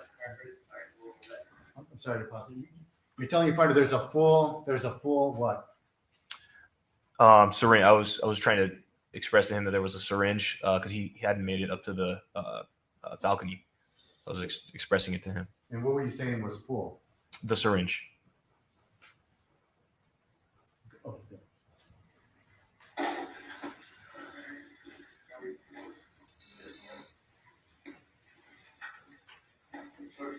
You got this door. Ready? I'm gonna open it. Ready? Clear. You can go for it. You guys hear me with those over? No, this is here before. Looks like urine, dude. Pause it. All right. Pause it at 14 minutes and 21 seconds. You say looks like urine. What did tell the jury what you actually observed? I observed a semi-dried puddle of what I believe to be urine due to the stickiness and the color just outside the bathroom and partly in the bathroom. And due to the smell as well, I believed it to be urine. Speculation, foundation. He said he believed it to be. He didn't say conclusively. Didn't state that it was urine. So based on the smell, you believed it to be urine? Yes, sir. Was there liquid also there? Yes, sir. And also you said it was sticky also. Correct. So in your lay opinion, you believed it to be urine? Yes, sir.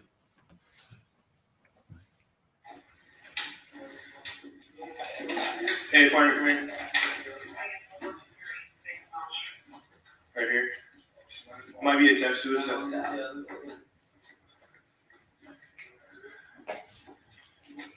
See, it is. Oh, dude. So. Has it? Why did you say in that part it might be a suicide? Because I believe that to be some sort of controlled substance. I believe that she was possibly taking it and under the influence and possibly tried to end her life by jumping off the balcony. Okay. That was your belief at that time? Yes, sir, initially. And your basis for that belief was just the limited information you had at that point? Correct, sir. It's a code for it for now, sir.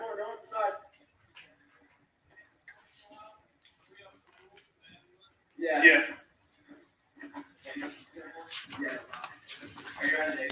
We're yeah. Next one.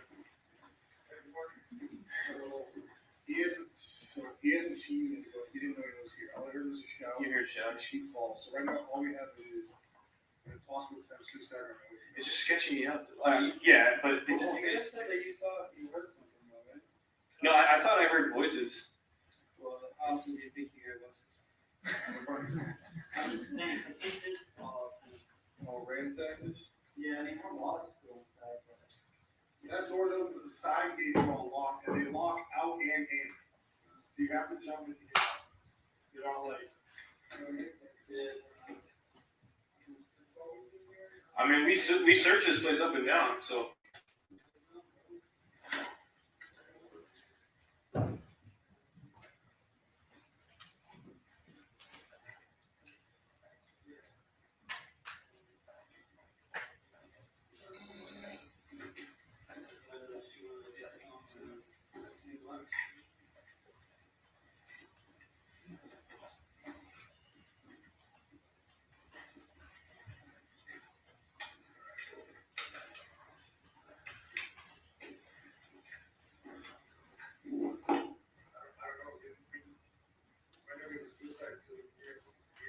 She wasn't talking a lot, right?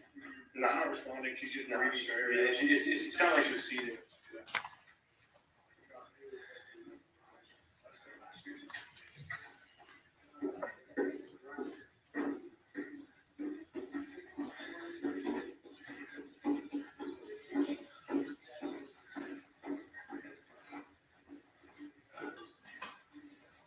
I know, dude. He started to like. He was getting on my nerves, dude. Well, because what was tripping me out was because of the blood he had on him. Okay, so there's a so there's a ridge on this right here. It's on that side. It's on the a loaded syringe. So, sir, do you know her history of drug use? No, she's sober. She doesn't drink. She doesn't drink. She doesn't even drink. She's sober. So nobody in this house is doing drugs. I smoke pot and stuff. Yeah. Okay. What do you mean that stuff? I smoke pot. That's it? Okay. So she's sober completely. She's sober completely. How sure of that are you? I'm positive. I'm absolutely sure. What is she? She's just a roommate? She's my roommate. How long have you known her? A year maybe. A year? Yeah. I think she lived with her best friend. That's how we got that.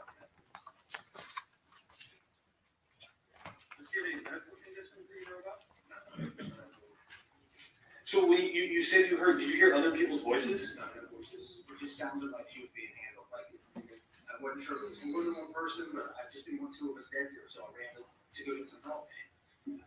Couldn't find a weapon, couldn't find anything. Like, you know, we talked about getting a weapon because she saw somebody that she was restraining over against in the past. She said that she didn't, but she felt like they were shot down.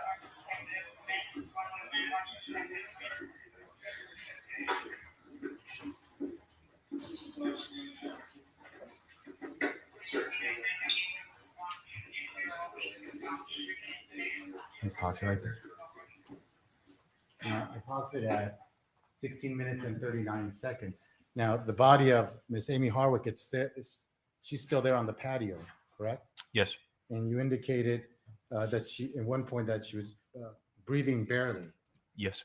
And so why aren't any of you rendering some aid to her at that point?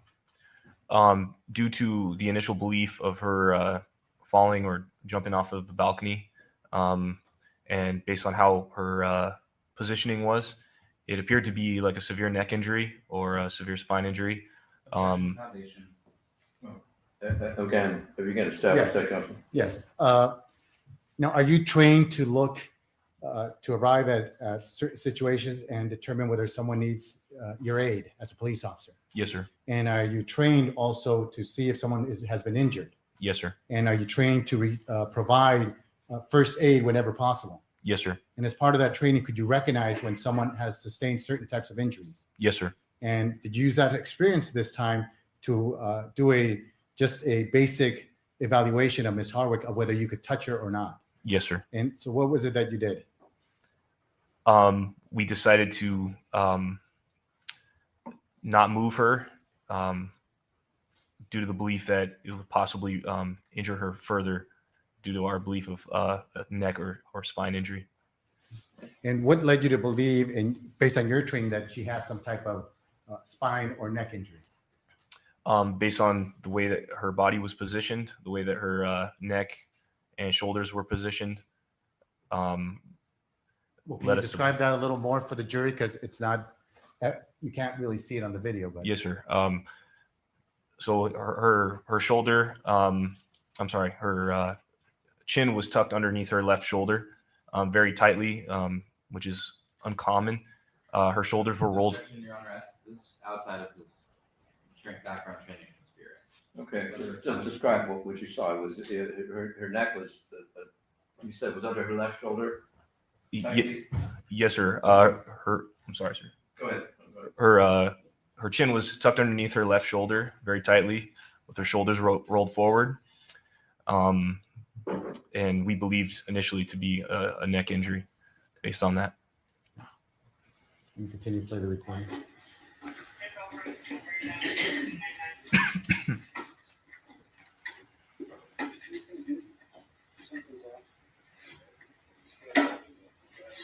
Do you have an ID on you, boss? No, it's in my house. What's your name? Mike. Michael Herman. H-E-R-M-A-N.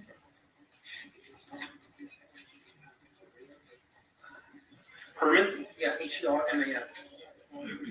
Does it? First name? Michael.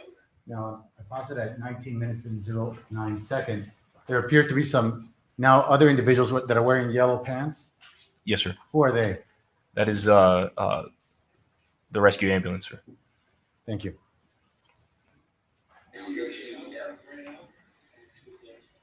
Do you know your driver's license number? No. You get it? Carolina driver's license. Okay, but it's inside here, right? We can get it. What's the home address here? 2086 Main Street. You